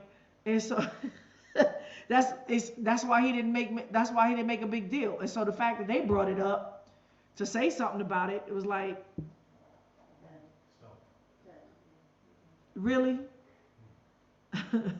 Yeah, but so Josephus says he reigned. It doesn't mean that he moved back and forth between Egypt, because if he killed the Egyptian, that should have happened in Egypt. They put a warrant out for his rest.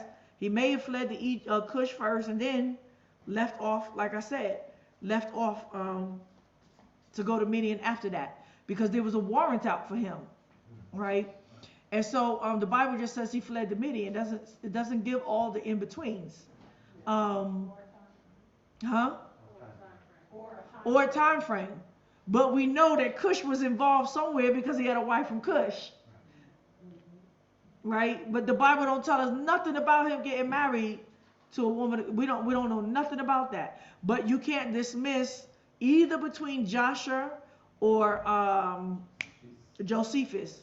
You can go with one story or the other, but we still talking about in his 20s.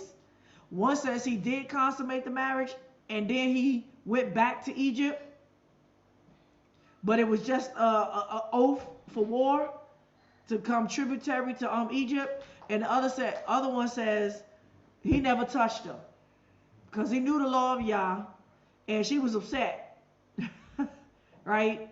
But he did rule, right? Take one or the other. It was in his 20s, and the marriage was over. Like the other one still doesn't say that he sat with this woman up until Midian, like he had this woman as a wife for all this time. It doesn't say that. It doesn't say that. So you can choose one or the other, my brother. It doesn't matter. That's not your situation. That's what I'm saying. Nobody can use this story in their situation. Nobody. That's right. We clear? Yeah. You could choose one story or the other. However, whatever took place, how about that that his brother and his sister knew about the situation and didn't really know what took place privately? And they assumed wickedness in his heart when it wasn't. Huh? Sorry. Would that be considered borderline blasphemy? It's similar to somebody like Eshkadar using the story of Messiah to say that he is the Messiah. Is that similar? No, that's not similar. No, that's not similar. No, they spoke so like I said, it's blasphemy in the sense that they spoke evil about something that they really didn't know Yah's judgment on.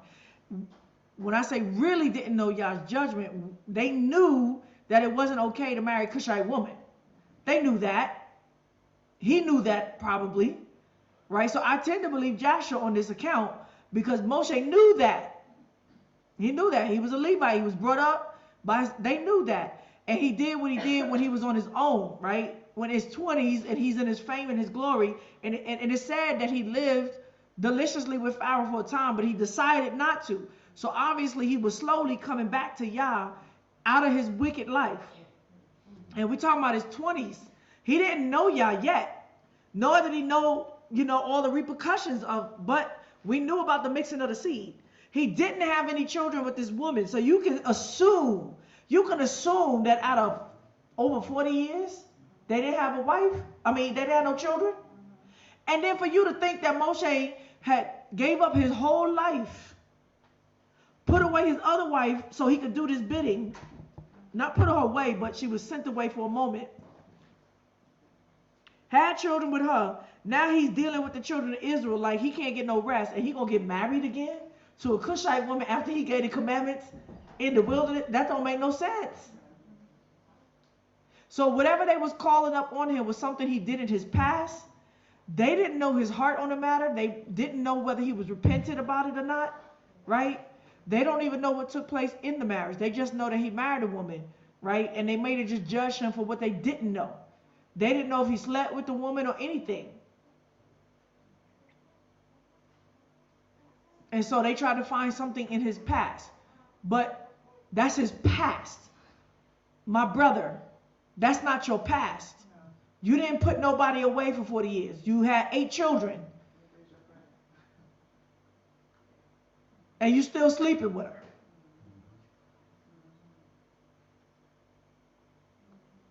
Come on now. You see what I'm saying? So you could choose whatever you want. He slept with her one time. He went back to Egypt. He stayed in Cush and he never slept with her. Either way, you can't justify none of your behavior by that. And you can't say that y'all overlooked that. What he's saying is that it was no marriage in the end of the matter. He was separated from this woman. There was no Cushite woman right there. It said that he had married. Okay, let's go into it now.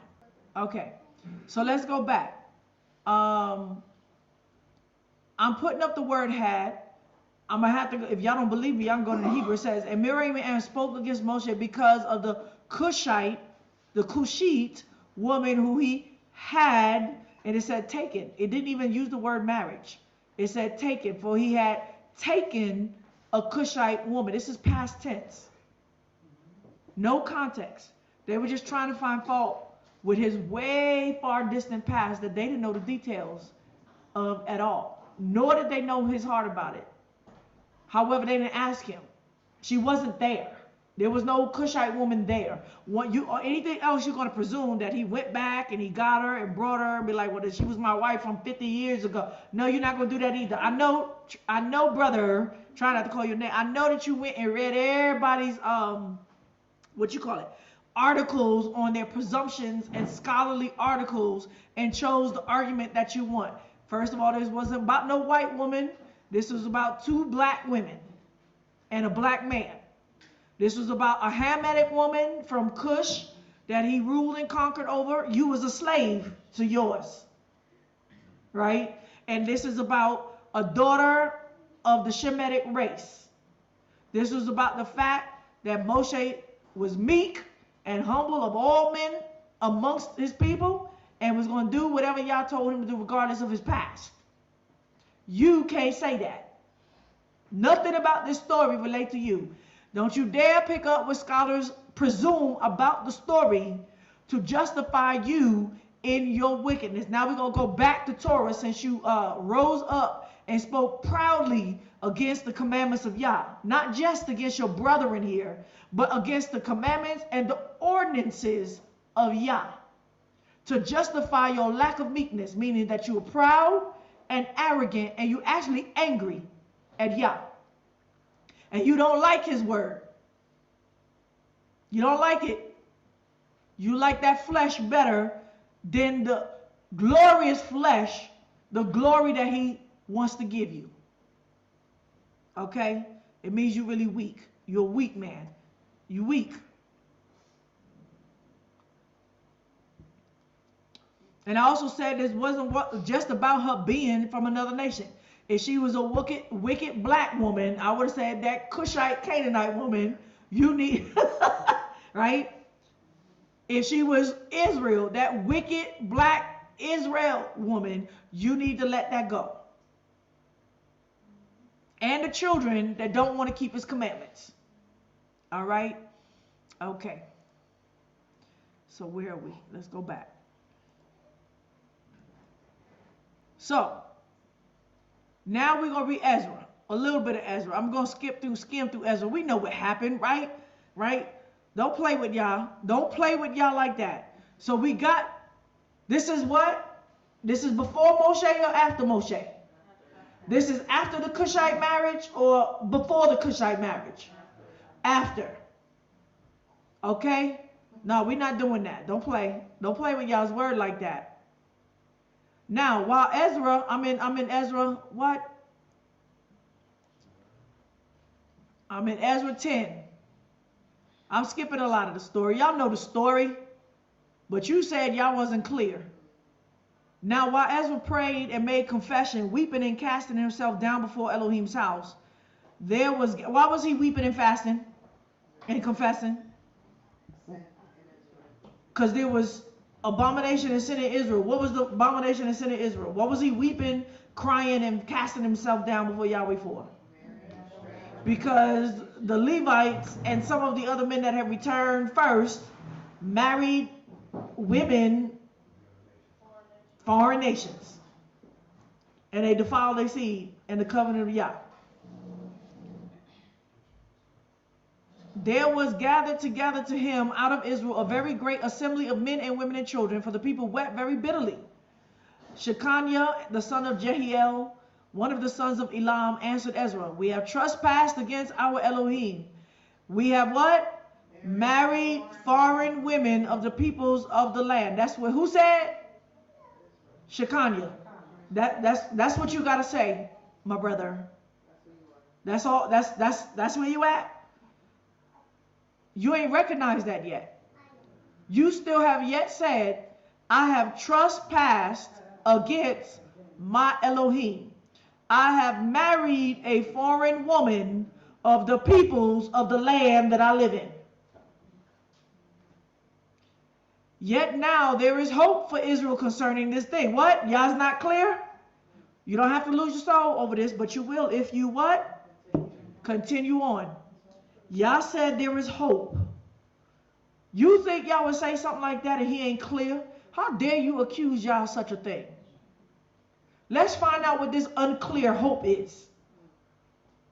He wasn't clear about the hope.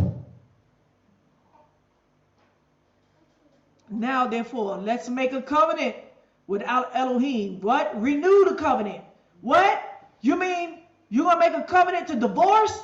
But Yah hates divorce. What Yah has put together, let nobody... What? That's not this. They didn't say, well, Yah put us together. She was my angel.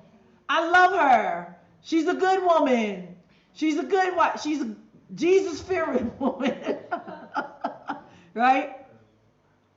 Yet now there is hope for Israel concerning this thing. Now, therefore, let's make a covenant with our Elohim to what? Put away all the wives and those who were born of them. Okay, that ain't clear? That ain't clear? That's 2020? It ain't 2019. That's clear. You got a lot of repenting to do to say what you said to Yah. He heard that. All right? And man, I love you, but I don't love you like that. Like I said, I'm going to be meek in all my days. Right? Ain't no brother going to stand before me and insult my father. I cut off my other brothers for the same reason. How dare you think that you was going to blind me like that? My own blood brother for the same reason. And you think you was going to come do that to me? When he was the one that was supposed to take over this ministry.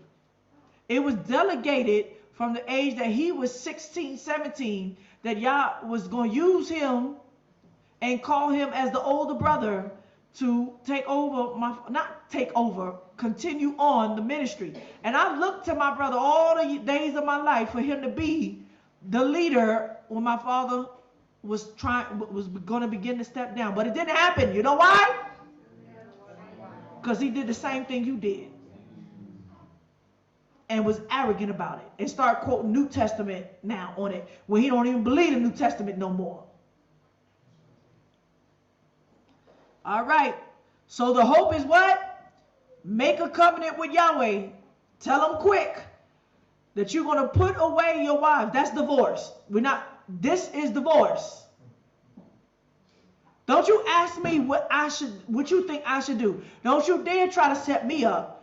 I'm reading y'all's words. So if your wife or you want to take me to court for alimony or breaking up no. Y'all said, put away your wives and those that are born of them. And we talked about this. Why y'all would say put away the children? Because they ruled. They ruled the children, meaning that they instilled in them the doctrine of their belief system. They did not even speak the language anymore. That means that they didn't rule in their house. The women ruled. And the children was going to follow the mama, just like yours. It showed that they had no power in these relationships. They were the submitted ones. And whatever these women, whatever they wanted to indoctrinate in the children, that's what went down. That's the power of a woman raising your children. Just like Judah. She had more sway on their lives and how they was going to walk their lives out than you did. And that is your case. Right? They speak in Christian language. And go and marrying white men, and white women. Why? Because you a nigga. And they don't want your race. They want to be white. Because it's right. And it's bright. And it's at its height.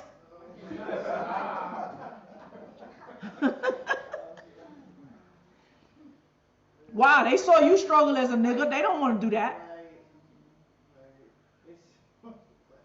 They be like, I'm just going to marry a white man and stop this. Right? Love you, Dad, but I don't want that seed to continue. I need to brighten this up a little bit more. No, brighten it up a little more. And chocolate ones is over here saying, I want a white man. I'm like, dang, usually the daughters marry their father. Like, dang. All right, where am I? So that was the thing that you said y'all wasn't clear about, okay? So now you want to play with money and alimony and stuff. Hey, give it up. Right? Put away thy wives and those who are born of them according to the counsel of Yahweh, and of those who tremble, what? At the commandment of Yah. If you fear Yah's word, and that's what Yah commanded, those who tremble at his word, that fear his word, then that's what you ought to do. Not fear Talia. Let it be done according to what? That's the law. People be reading the law like that's a suggestion from Yah. Because he said, because they will turn away, or lest they will turn away your heart. They be like, no, but if they don't turn away your heart, Yah's okay with it. It's a commandment. It's not a negotiation. Arise, for the matter belongs to you, and we are with you. Be courageous and do it. Do it. Be courageous. You're a coward. You're a coward. Right? Why did they have to be courageous and do it? Tell me why he said, be courageous and do it, and we with you. You're going to need backup on this one. But if you're using us as your enemy too, and playing both sides, that ain't going to work. But we with you. Be courageous and do it. Why? Because their wives is about to tear it up. What nigga at the what? I done had 10 of y'all children. They was having children. Don't talk about your 8 babies. They was having children. Right? You had to be courageous to do this, but you have been a coward. You've been very fearful of how she's going to respond. Right? Then Ezra arose and made the chiefs of the priests and the Levites and all of Israel to swear. So it wasn't just the Levites. It was all of Israel that did this, swear that they would do according to this word. So they swore. Then Ezra rose up before Elohim's house and went to the room of Johanan, the son of Eliashib. When he came there, he didn't eat bread or drink water, for he mourned because of the trespass of the exiles. He mourned. He fasted for this one. They made a proclamation through Judah and Jerusalem to all the children of the captivity that they should gather themselves together to Jerusalem, and that whoever didn't come within 3 days, according to the counsel of the princes and the elders, all his possessions should be forfeited, and he himself separated from the assembly of the captivity. So that means all his possessions that Yah had, meaning his inheritance that he had, would be taken from him and separated from the assembly. He would not be a part of the assembly. That means you cut off. You're now a Gentile. You can go back. You can be a Gentile. So you don't seek for Yah. Go and wait for the salvation of the Gentiles. That's what y'all saying. You have forfeited your right to be a part of this assembly of Yah. Not just this one, of Yah. Okay? So Yah is clear. You can get your possessions and leave her hers. 3 days. They had 3 days to put this in order. You had 3 years. And it still ain't in order. And you think that they slept with their wives after that? They be like, let me get one for the last noogie? For memory's sake? You think they did that? Had they did that in 3 days, this is them being re-sanctified. Because you said, come not unto your wives. What? 3 days. Y'all would have smoked them. He would have smoked them. Right? They be like, listen, babe, I got to divorce you because y'all told me if I want this priesthood, but we can get good one in for memory's sake, right? And I'm going to come visit you once a year, okay? When I'm on off my priestly duties. And the money and the 10% and the tithes and offerings and the good meat and everything that I get while I'm in the priest, I'm going to store it up and I'm going to deliver to you, okay? We can still be friends. And have conjugal rights once a year.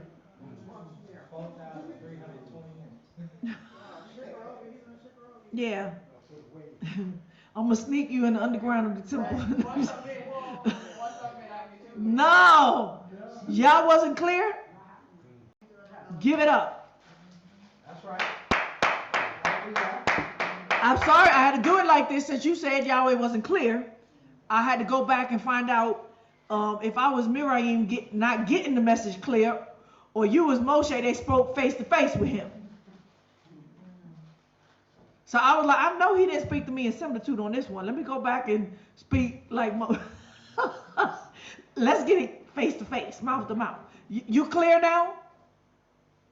He did. And I know you read over this times and blinded yourself to what he said. So let me read it again. He said, put them away and the children.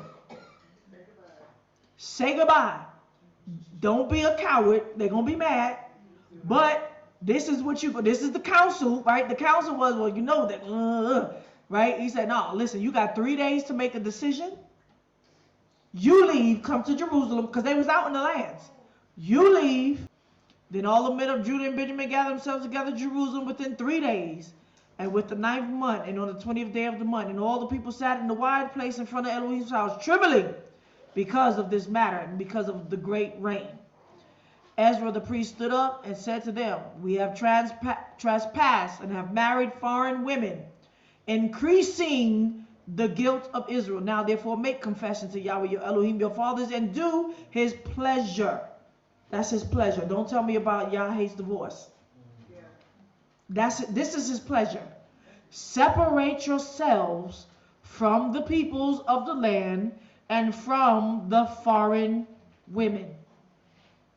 Then all the assembly answered with a loud voice, we must do as you have said concerning us. But the people are many, and it is a time of much rain, and we are not able to stand outside. This is not a work of 1 day or 2, for we have greatly transgressed in this matter. Now let our princesses be appointed for all the assembly, and let all those who are in our cities who have married foreign women come at the appointed times, and with them the elders of every city and its judges, until the fierce wrath of our Elohim is turned from us, until this matter is resolved. Only Jonathan the son of Asael and Jazeah the son of Tikvah stood up against this, and Meshulam and Shabbatai the Levite helped them. So initially he said, y'all got 3 days to do this. But there were so many that did this. We was like, why? Because each case of your situation had to go before the priest and the elders. You couldn't just like, okay, come back to the priest, like, I did it. This had to be delegated before the assembly of what should be done and how to do it and how quick to do it. And it was so many that did it that they couldn't do it all in 3 days. It wasn't about the individuals that did it. It was about the priests that had to delegate so many individuals. But we only talking about one case here. 3 years later. One case. And so when it says, and they shall come at the appointed time, is that like by the time The feast day. The next feast day. It should be done. So he came for two Yeah. Passovers and it ain't happened yet. My bad. 2 feast days, it didn't happen. My bad. Going on 3. Y'all forgive me. It won't happen again. Yeah, he beat me up in my sleep over this one. Y'all, he did. He said, Psh, open your eyes. Psh, the hell is wrong with you? Man, I got up and I told you, I said, y'all, no matter how much I can't, y'all won't let me, right? All right. And the children of a captivity did so, as were the priests with certain heads of fathers' households after their fathers' houses, and all of them by their names was set apart. And they sat down in the first day of the 10th month to examine the matter. They finished with all the men who had married foreign women by the first day of the first month. So they had to the first day of the first month to the 10th month, they had 2 to 3 months, what? 3 months. Was it 2? It says, so they sat down in the first day of the 10th month to examine the matters. 10, 11, 12, 3 months. And they finished with all the men who had married foreign women by the first day of the first. They had 10. 11, 12.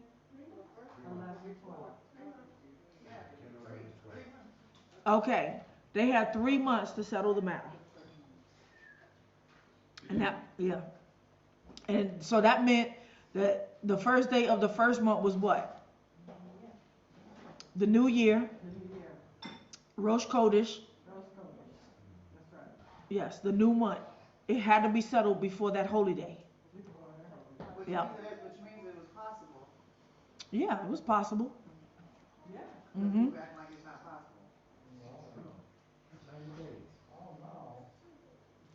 All right. Now he mentions every single one is guilty.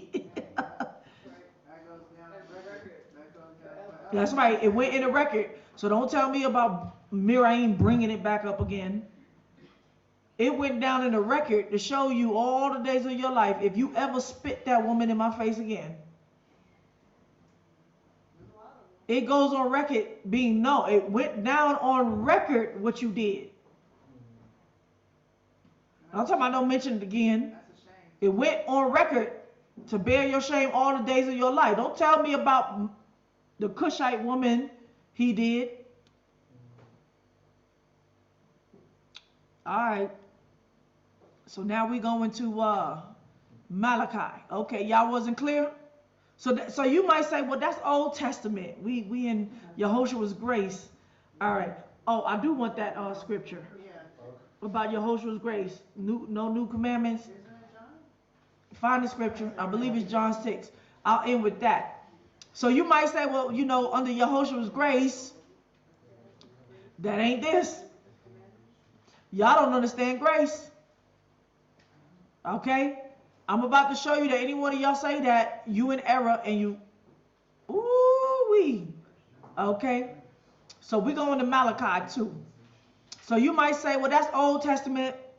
That was in the strictness of the law, but now we under grace, right? We under grace.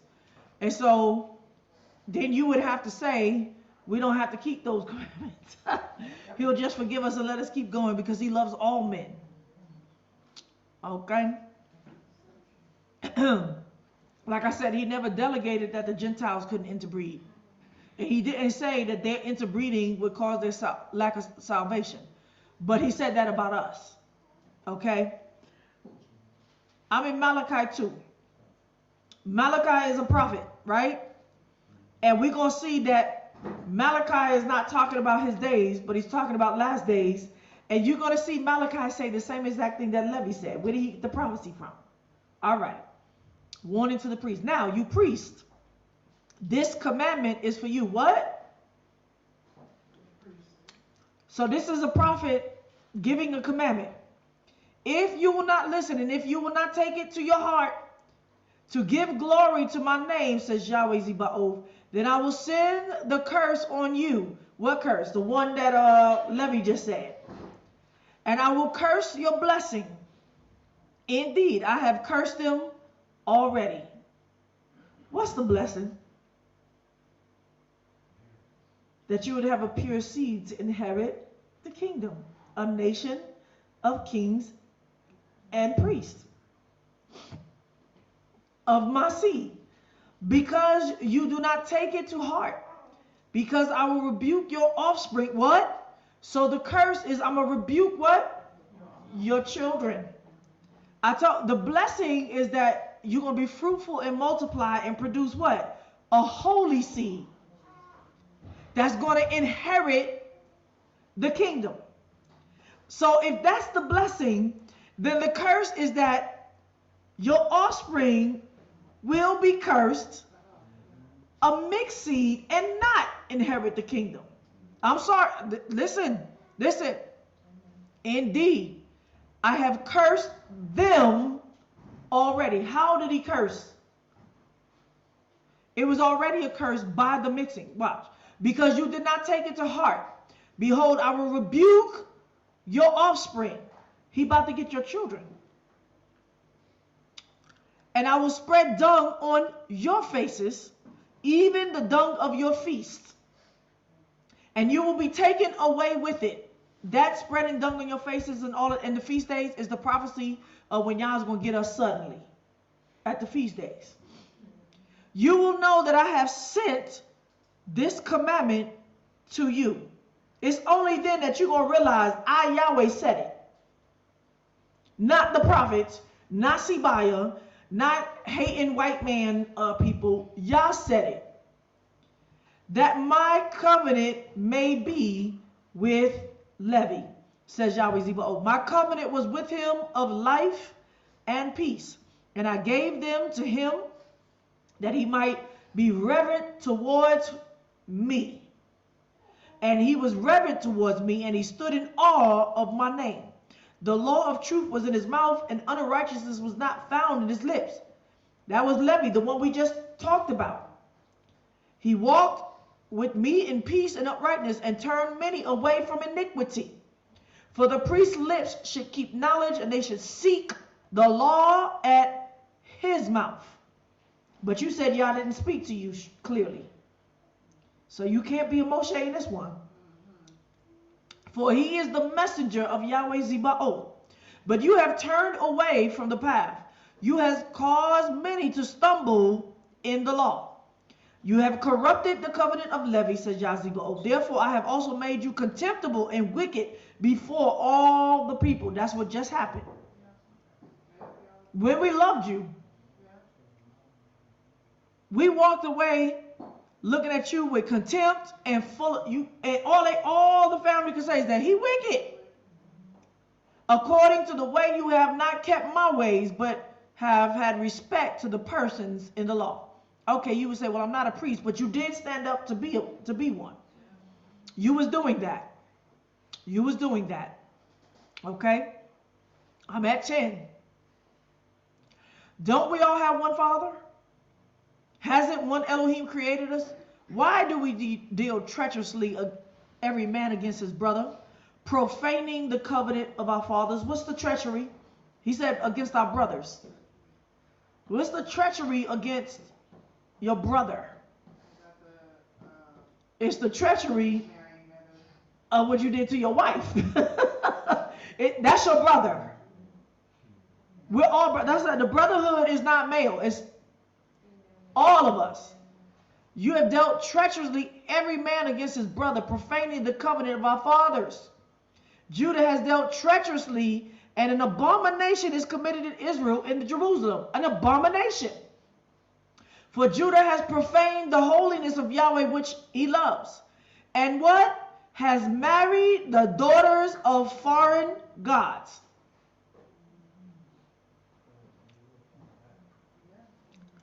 That's your treachery against your brother.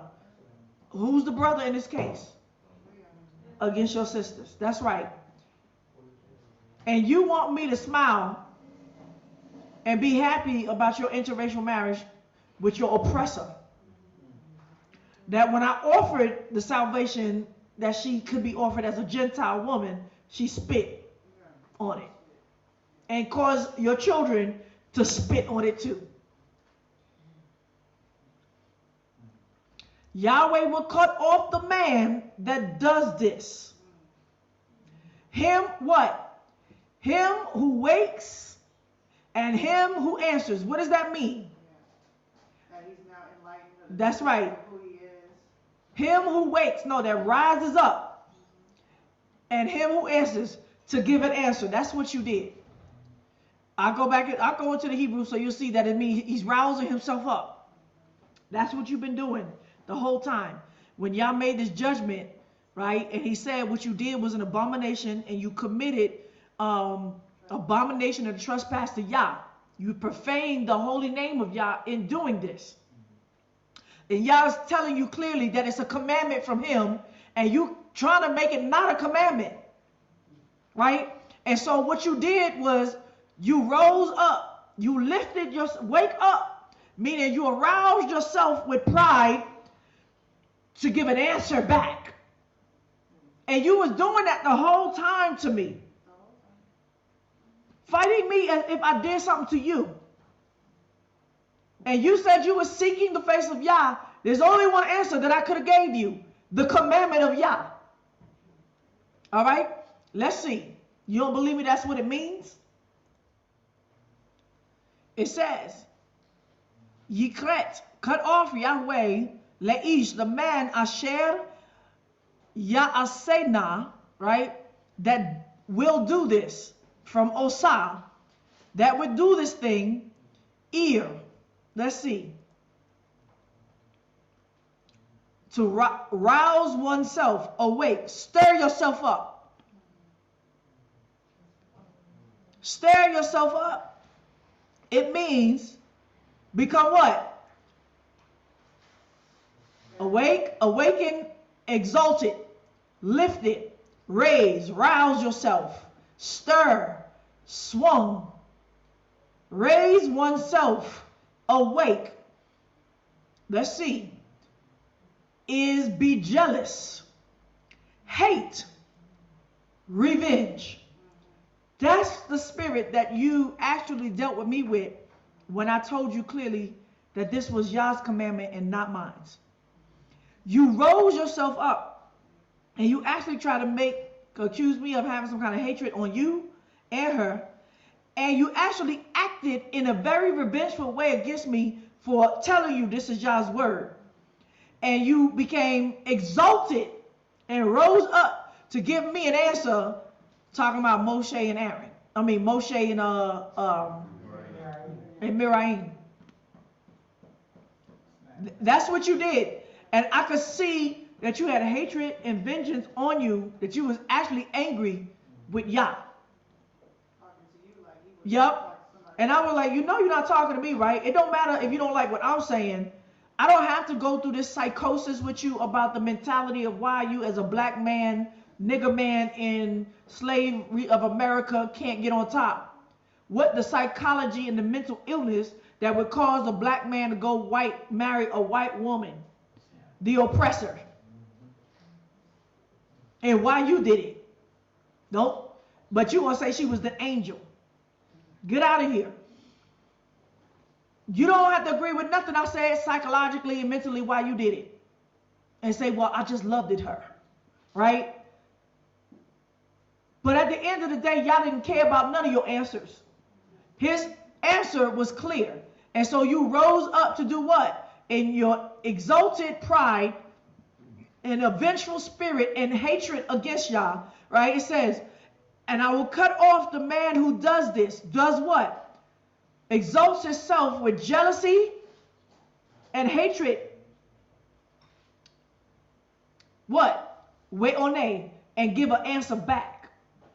Right? That says what? Right? One, to testify, to reply, give a reply, a respond, to support or help your case.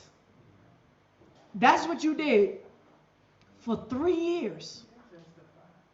And every answer you gave in the beginning, Yah showed you, she is wicked. She is nasty. All she wants is, right? To the point where you wouldn't tell me no more because you didn't want me to use it against you. You didn't have to tell me. I already knew. I already knew. That's why I said, run! Get out! And I'm not laughing, but you know what? You mocked Yah. You mocked Yah, and you gave me a lot of stress for loving and caring about your soul. And you sought an answer from Yah. You said you were seeking Yah and the truth, and I gave it to you. I gave it to you. And took my hands off the situation. Right? So you don't believe me that that's what Yah is saying. Right? How'd you come to that? How come you could see that so clearly? All right, let's read it again. It says, I will cut off the man, because that was the punishment, right? If you want to continue to be married to the Gentiles and all of that, then you're going to be cut off, and I'm going to treat you, you're going to be a Gentile. And that was the question we asked them. You know, like, you cannot decide to be a Gentile later and run back to her. Right? You can't do plan B and but I'm going to get my salvation now later as a Gentile. I'm not coming to get you. Right? But plan B is taking the plan B. Huh? Plan B is what? Taking the plan B. It's an aborted pill. Yeah, it's an abortion pill, but he going to lose his. But when y'all say cut that man off who does this, before you get cut off being part of the nations, the Gentiles, but they didn't receive their salvation. None of those Gentiles from before received salvation. They was living like heathens. Not according to the law. Right? That was only after Yahoshua came. But once again, this whole thing about, so they can come into assembly, now we can mix race. No. No, not at all. Yes, mission aborted. That's when we cut off. Yah is cutting you off. The man who does this, him who waits, arouses himself with arrogance and pride, exalts himself to give an answer back to Yah. Out of the tents of Jacob. He's not just talking to who? What? He talking to the priest? He just talking to the priest? He just talking to Judah? He said out of the tents of Jacob. That means all 12 tribes. And the 12 tribe charts. Everybody who has done this in Jacob, when he says, I gave a commandment not to do it, you need to recognize what it is. And he already gave the answer for, like, there's hope with this thing. Quickly do it. And if you rise up to give an answer, then he's going to cut you off out of the tents of Jacob. Him who offers an offering to Yahweh Zebaoth. Your offering won't be accepted. What offering? Your trespass offering? Your I'm sorry? Your forgive me? You don't get no grace. This again, you do. What else? He's saying there's something else that you have done. You haven't even recognized this. That was like part of your answer. And it's a lot of y'all answers. You cover Yah's altar with tears, with weeping and with sighing because he doesn't regard your offering anymore. Neither receives it with good will at your hand. Yet you say why? Because you have been witness between you and the wife of your youth. Who's the wife of your youth? The first black woman you slept with, that you didn't marry. That was supposed to be the wife of your youth. The first person of your tribe that you slept with. You have dealt treacherously, though she is your companion and the wife of your covenant. What wife of the covenant? The covenant of Sarah. That's what Romans 9 is about. That everybody that said they Abraham's children is not of, but I said through Isaac, and that promise was given to who? Sarah, your sisters. That's the covenant of your brethren that he made with Sarah. He made a covenant with Sarah, and we got brothers teaching just because it's my seed. is still Israel. What about our covenant? That is supposed to be her seed too.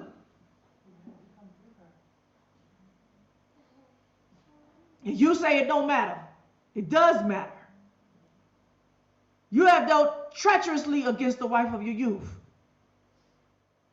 One who did he not make you one? Did he intend for you to have more than one woman or wife? No. Did he intend for you to have multiple partners and try different kinds? No. Did he intend for you to sleep with your little dark-skinned sister and be like, that's juicy, that's nice, but I want to try other things to see which one I like and love better? No.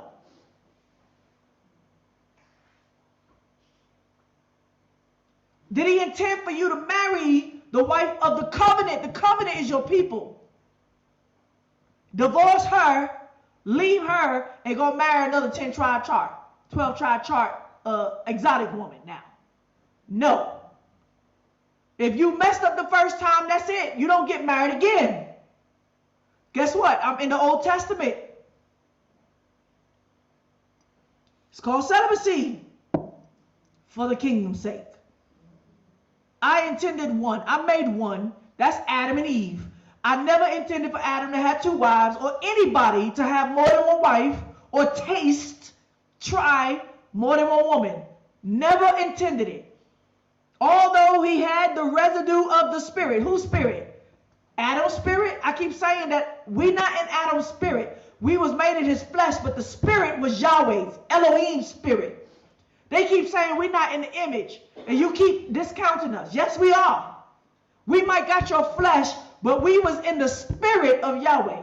Just because the spirit was grafted off from you, it didn't belong to you. Yah said, although he, Yah, had the residue of the spirit, meaning my spirit, I could have made 1,000 women. If I wanted you to have that many women, I would have made more than one. Why one? You only needed one. For what purpose?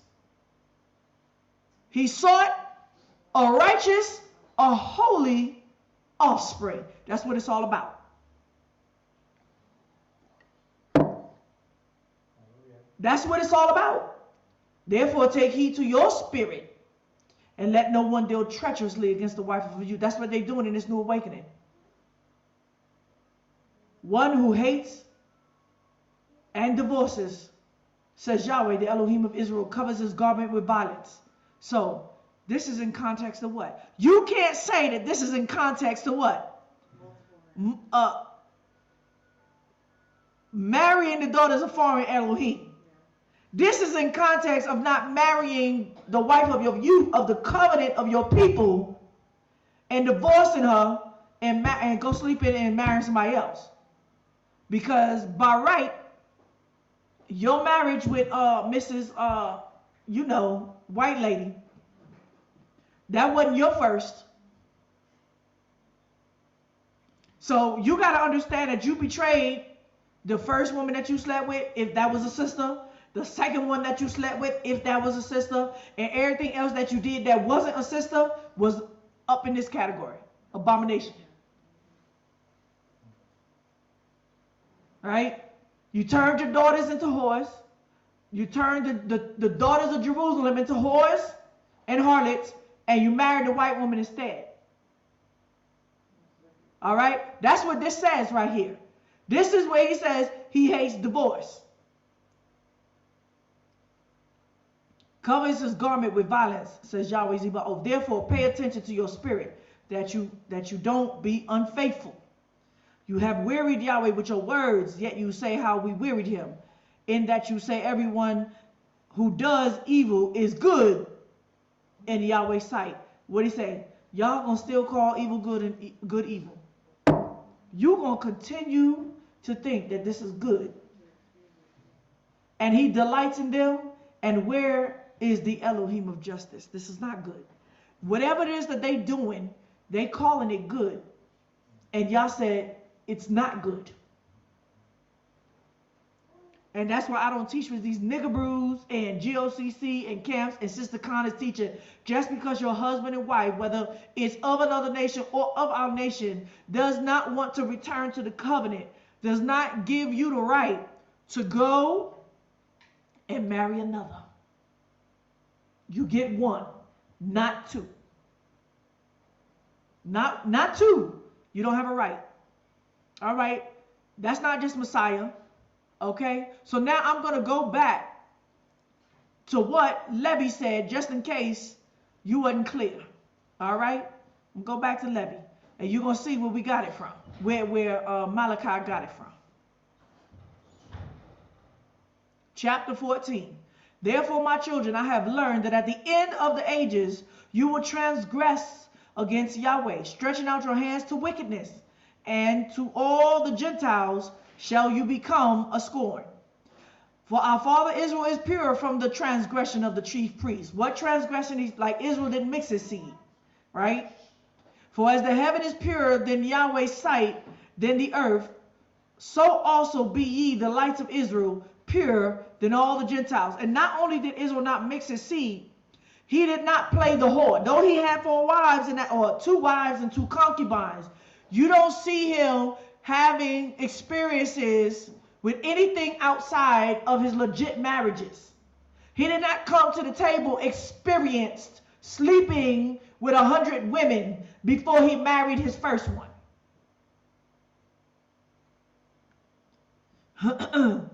That's right. Jacob did nothing of what y'all are doing. Everybody keep comparing themselves to Moshe, to Jacob. No, you are not even in that boat. You're not in that boat. But if you be darkened through transgressions, what therefore will all the Gentiles do, living in blindness? Yea, you shall bring a curse upon our race, because the light of the law, which was given for a light every man, to lighten every man, this ye desire to destroy, by teaching commandments contrary to the ordinance of Yah. So my brother, not my brother anymore, from not my mother, if you continue in this way, if you think that you're going to rise yourself up to be anybody's anything, while you still are teaching by the grace of Yahoshua, he's going to accept this. Yah's going to destroy you. The offering of Yahweh you shall rob. That's what we just read in Malaki, right? And from his portion you shall steal choice portions, eating them contemptuously with harlots. That was the issue. Didn't we just see that he said what? The robbing Elohim was not that you eating them, is that you eating them with women that's not mine, not your sisters. Right? That's what we just read. That they're stealing Yah's portion by eating it with harlots. And out of covetousness you shall teach the commandments of Yahweh. You're looking for an easy paycheck. Wedded woman you shall pollute. You slept with married woman. And the virgins of Jerusalem shall you defile. And you won't marry the virgins of Jerusalem. Right? And with harlots and adulteresses you shall be joined. You have joined what? You joined them. You put your seed in them. You forever joined. That's your living waters is always connected. That's going to give you grief. It should give you mental grief all the days of your life. That you should bake your bread in the other 10 women and what? You shall not be satisfied, and then you're going to get a dose of your own back in measure. Huh. And the daughters of the Gentiles shall you take to wife instead of your daughters, purifying them with an unlawful purification. And your union shall be light unto Sodom and Gomorrah. And you shall be what? Puffed up. That's what I said, awakened. Up because of your priesthood. Lifting yourselves up what? Against men. That means you give an answer back to your brethren when they told you this ain't right. And not only so, but also against the commandment of Yah. We just read, right? And that's literally, verse by verse, my brother, what you have done. For you shall contend the holy things with jest and laughter. Make mockery of the holy things of Yah. Amen. All right. So now there's one more thing I want to read. Hold on. All right. And I'm going to end off like this. I'm in Luke 17, 9 through 10, but I'm going to read 5 through 10 so we can get context. The power of faith, right? So Yah talks about temptations and trespasses, right? If your brother sins against you, rebuke him. If he repents, forgive him. If he sins against you 7 times in a day, and 7 times he returns to Shuva, saying, I repent, I will stop what I'm doing, you shall forgive him. That means you can't keep doing the same thing 7 times. The power of faith. And 5. And the apostles said to the master Yahoshua, Messiah. Now, I'm reading this in context of those who keep saying, but the grace of Yahoshua, right? I just read everything out of the Old Testament and the Patriarchs in the Old Testaments, and the extra testaments of the forefathers, and some out of not the testaments, but the historical accounts that you may take or not take. But I said, but some of you gonna say, well, what about the grace of Yahoshua? We got people like T3 and me who says it proudly, but a lot of y'all still think like this. Y'all don't have a relationship with J5. I'm so glad I'm saved in Messiah, right? Y'all been in church buck dancing with your makeshift assemblies and your makeshift churches through the commandments. He basically said, I don't go to church. I got a personal, intimate relationship that as long as I believe in him, I'm saved. So I don't have to buck, dance, and jump around the commandments. I'm so glad that I'm saved in J5 and Jusa. I'm so glad. Y'all are buck dancing around the commandments, right? Okay, so I didn't read nothing in the New Testament. I can. I'm not doing that today when I get to marriage, sex, and divorce. However, let's see. The apostles said to the master, increase our faith. Now we know faith without works is dead, right? So whatever I'm supposed to increase, I need to help you do it. And y'all said, watch you. I'm going to show you that when he said increase my faith, he was like, do it. Just do it. Do it. And stop being a coward and just do it. Did I help you? Right? Did I help you increase your faith? Right? You want me to speak some high spiritual words to it, right? You want me to tell me that well, your wife can get salvations in the ends, right? And that your children might get salvations even if they choose to be a Gentile and they don't want to be colored no more. All right. Increase our faith. I'm going to help you right now increase your faith. I'm in New Testament. Don't play. I'm in New Testament. And Yahweh said, if you had faith like a grain of a mustard seed, like a pea brain, if you got even a pea brain, you would tell this sycamore tree, be uprooted and be planted in the sea, and it would obey you. Okay, what we talking about? But who is there among you having a servant plowing or keeping sheep? I want y'all in. Who among you have a servant plowing and or keeping sheep that will say when he comes in from the field, come immediately and sit down at the table? So he's saying faith, he's telling you the power of faith. All you got to do is say. Right? This is not what I speak, I create. This, he's saying, say it. Your faith got to be spoken first. But now he about to tell you it ain't just in words. Watch this. It's not about you, what I say I create. It's about what I say I'm going to do. Right? But, this is a but. I'm telling you the power of faith, but there's something else. But is there among you having a servant plowing or keeping sheep that will say when he comes in from the field, come, O my servant, immediately and sit at my table that you prepared. Right? He's saying, Who treats their servants like that? Right? Would he rather tell them, prepare my supper now that you finished tending my sheep and plowing my yard? Now you can prepare my supper, clothe yourself properly, and serve me while I eat and drink. What is he saying? Oh, this is in the question about faith, right? He's saying this is how you have to think first. Afterwards, you shall eat and drink. What faith? We talking about the faith of what? Salvation and grace, right? Your salvation and grace. Help me increase my faith to what? Get my salvation? Let me help you. Stop thinking about the power of faith before you humble yourself. He says, does he thank the servant because he did that thing that work commanded? I think not. That's helping your faith right now. My brother T, if you do what Yah has commanded, you get no glory. We're not about to be like, good job, so proud of you. No, Negro.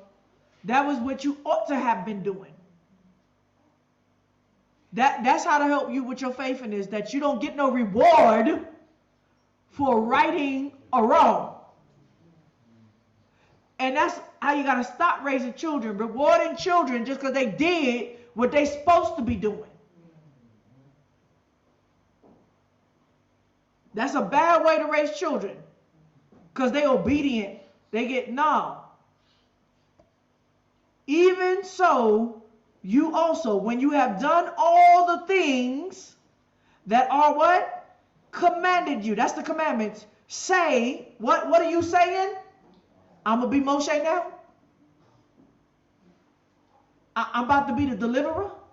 Y'all's about to anoint me and exalt me? This is going to help you with your faith. This is what you're supposed to say when you finally do the things that Yah commanded you to do. Say, we are unworthy servants. We have done our duty. What's the duty of man?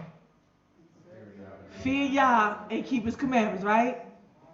So that's all you, right? He said, even though now I've come to fear Yah and keep my commandments, don't think that you get blessed just because you keep the commandment. Don't think that salvation is for you. You still got to say, I was unworthy from the beginning to the end. That is understanding faith and the grace, the faith of Yahoshua. Okay? You're supposed to have done it anyway. And I'm not blessing you for keeping the commandments. You're not getting grace because you keep the commandments. Now, is he saying you don't have to keep the commandments? Hell no. He's saying you don't get grace just because now you keeping the commandments. I'm giving you grace humbly because now you understand that you ought to have done the commandments. You are doing the commandments, but you still carry a lowly heart knowing that that is not what saved you. That's the whole argument for New Testament grace faithers. And those that want to quote Moshe against Yahoshua, Yahoshua against Moshe, Paul against Yahoshua. Yahoshua didn't teach that. We don't believe that. But we also know that you got to keep the commandments too. You don't get to the grace and the faith of Yahoshua before keeping the commandments. Salvation. You still got to do it. That's what you ought to have been doing. And Messiah never taught anything different. So I hope I helped you with your faith today. When you come and you do what's right, what you ought to have been doing, you get nothing. Until you humble yourself about your righteousness. Meaning you filthy rags still. Do all what you're supposed to do. Prepare my supper. What's the supper? Right? You don't get to sit at my table. What's that? What is he talking about? The supper of the Lamb. You don't get salvation yet. Right? You don't get salvation yet. Tell him, prepare the supper. You supposed to prepare the supper of the Lamb.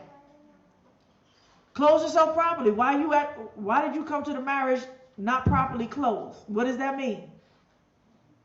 The garment of righteousness, right?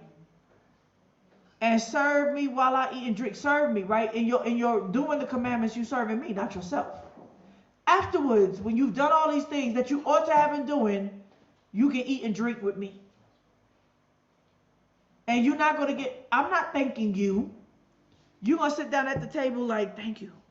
Hallelujah. I made it to the supper. Thank you, Father. I've done everything. I've done my duty. Thank you for your grace. I still don't deserve it. Hallelujah. May you be faithful from this day on. This is the message that I have to say. Hold on. All right. This is Sibaya. That's the end of my message for today. That's what I got to say. It's clear. There's still tricky situations that may come to the door. I've answered the question concerning adults that may be of interracial marriages. You got to make a choice to purify your seed and denounce. Just like, help me out. Just like the more, help me out, Ruth. Just like Ruth, the Moabitess. There is a consequence when you got young children, like this other young lady with all her children and everything. We'll talk about it later, because some people in this situation about still having contact with the other side. You putting them in a wishy-washy situation. Yep. Because you can't tell them not to see the difference. And when they grow up, it's going to be just like the other family, others. What you think they're going to choose if they really don't know the faith of Yahoshua? If they don't really see the blessing in the other side and they just see the curse that we live in. If the world's still telling them that they're beautiful because they look like the other side, and they can clearly, they're striving for the world, and they can clearly see by being the other side, they can be blessed and not cursed. What you think they're going to choose? Yeah, they're going to choose the easy way, y'all. Yup, the path of least resistance. And so on that note, that's my message. And I know y'all's word for the kingdom's sake. And I'm getting stronger and firmer in my faith about it. And nobody's going to sway me, because I'm going to remain meek to y'all's word for your soul's sake, not for my power. If you come to me and ask me clearly what thus says Yah, you better be ready to do it. No holds barred, or He's going to curse your blessing. Now, he says, I will correct you in measure. That's the difference. Nobody's going to say that y'all didn't have a measure, that He slowly weaned you and molded you to come right with this. But we ain't got time for that. And neither do I. I'm tired. And I got other things to do. That's right. I'm not going to be over here stroking your situation for 2 or 3 years. Not. And on that note, y'all, bless Yah for His word, for His truth. It is what it is, and you're not going to change it. It don't matter if people that are full of hatred take it up. It's still Yah's word. It don't matter if the devil tell you. Guess what? It's still Yah's word. It's not the devil's word. That's right. And don't blaspheme it either.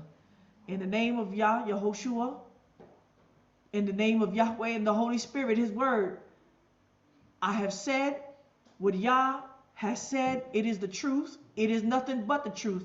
And you're not going to change it to the end of time. It is what it is. That's His judgments. That's His righteousness. And that's His seed at the end of the day. It's not yours. All right. Shalom, shalom. Salamu alaikum to everybody. This is Sibaya, and I'm out.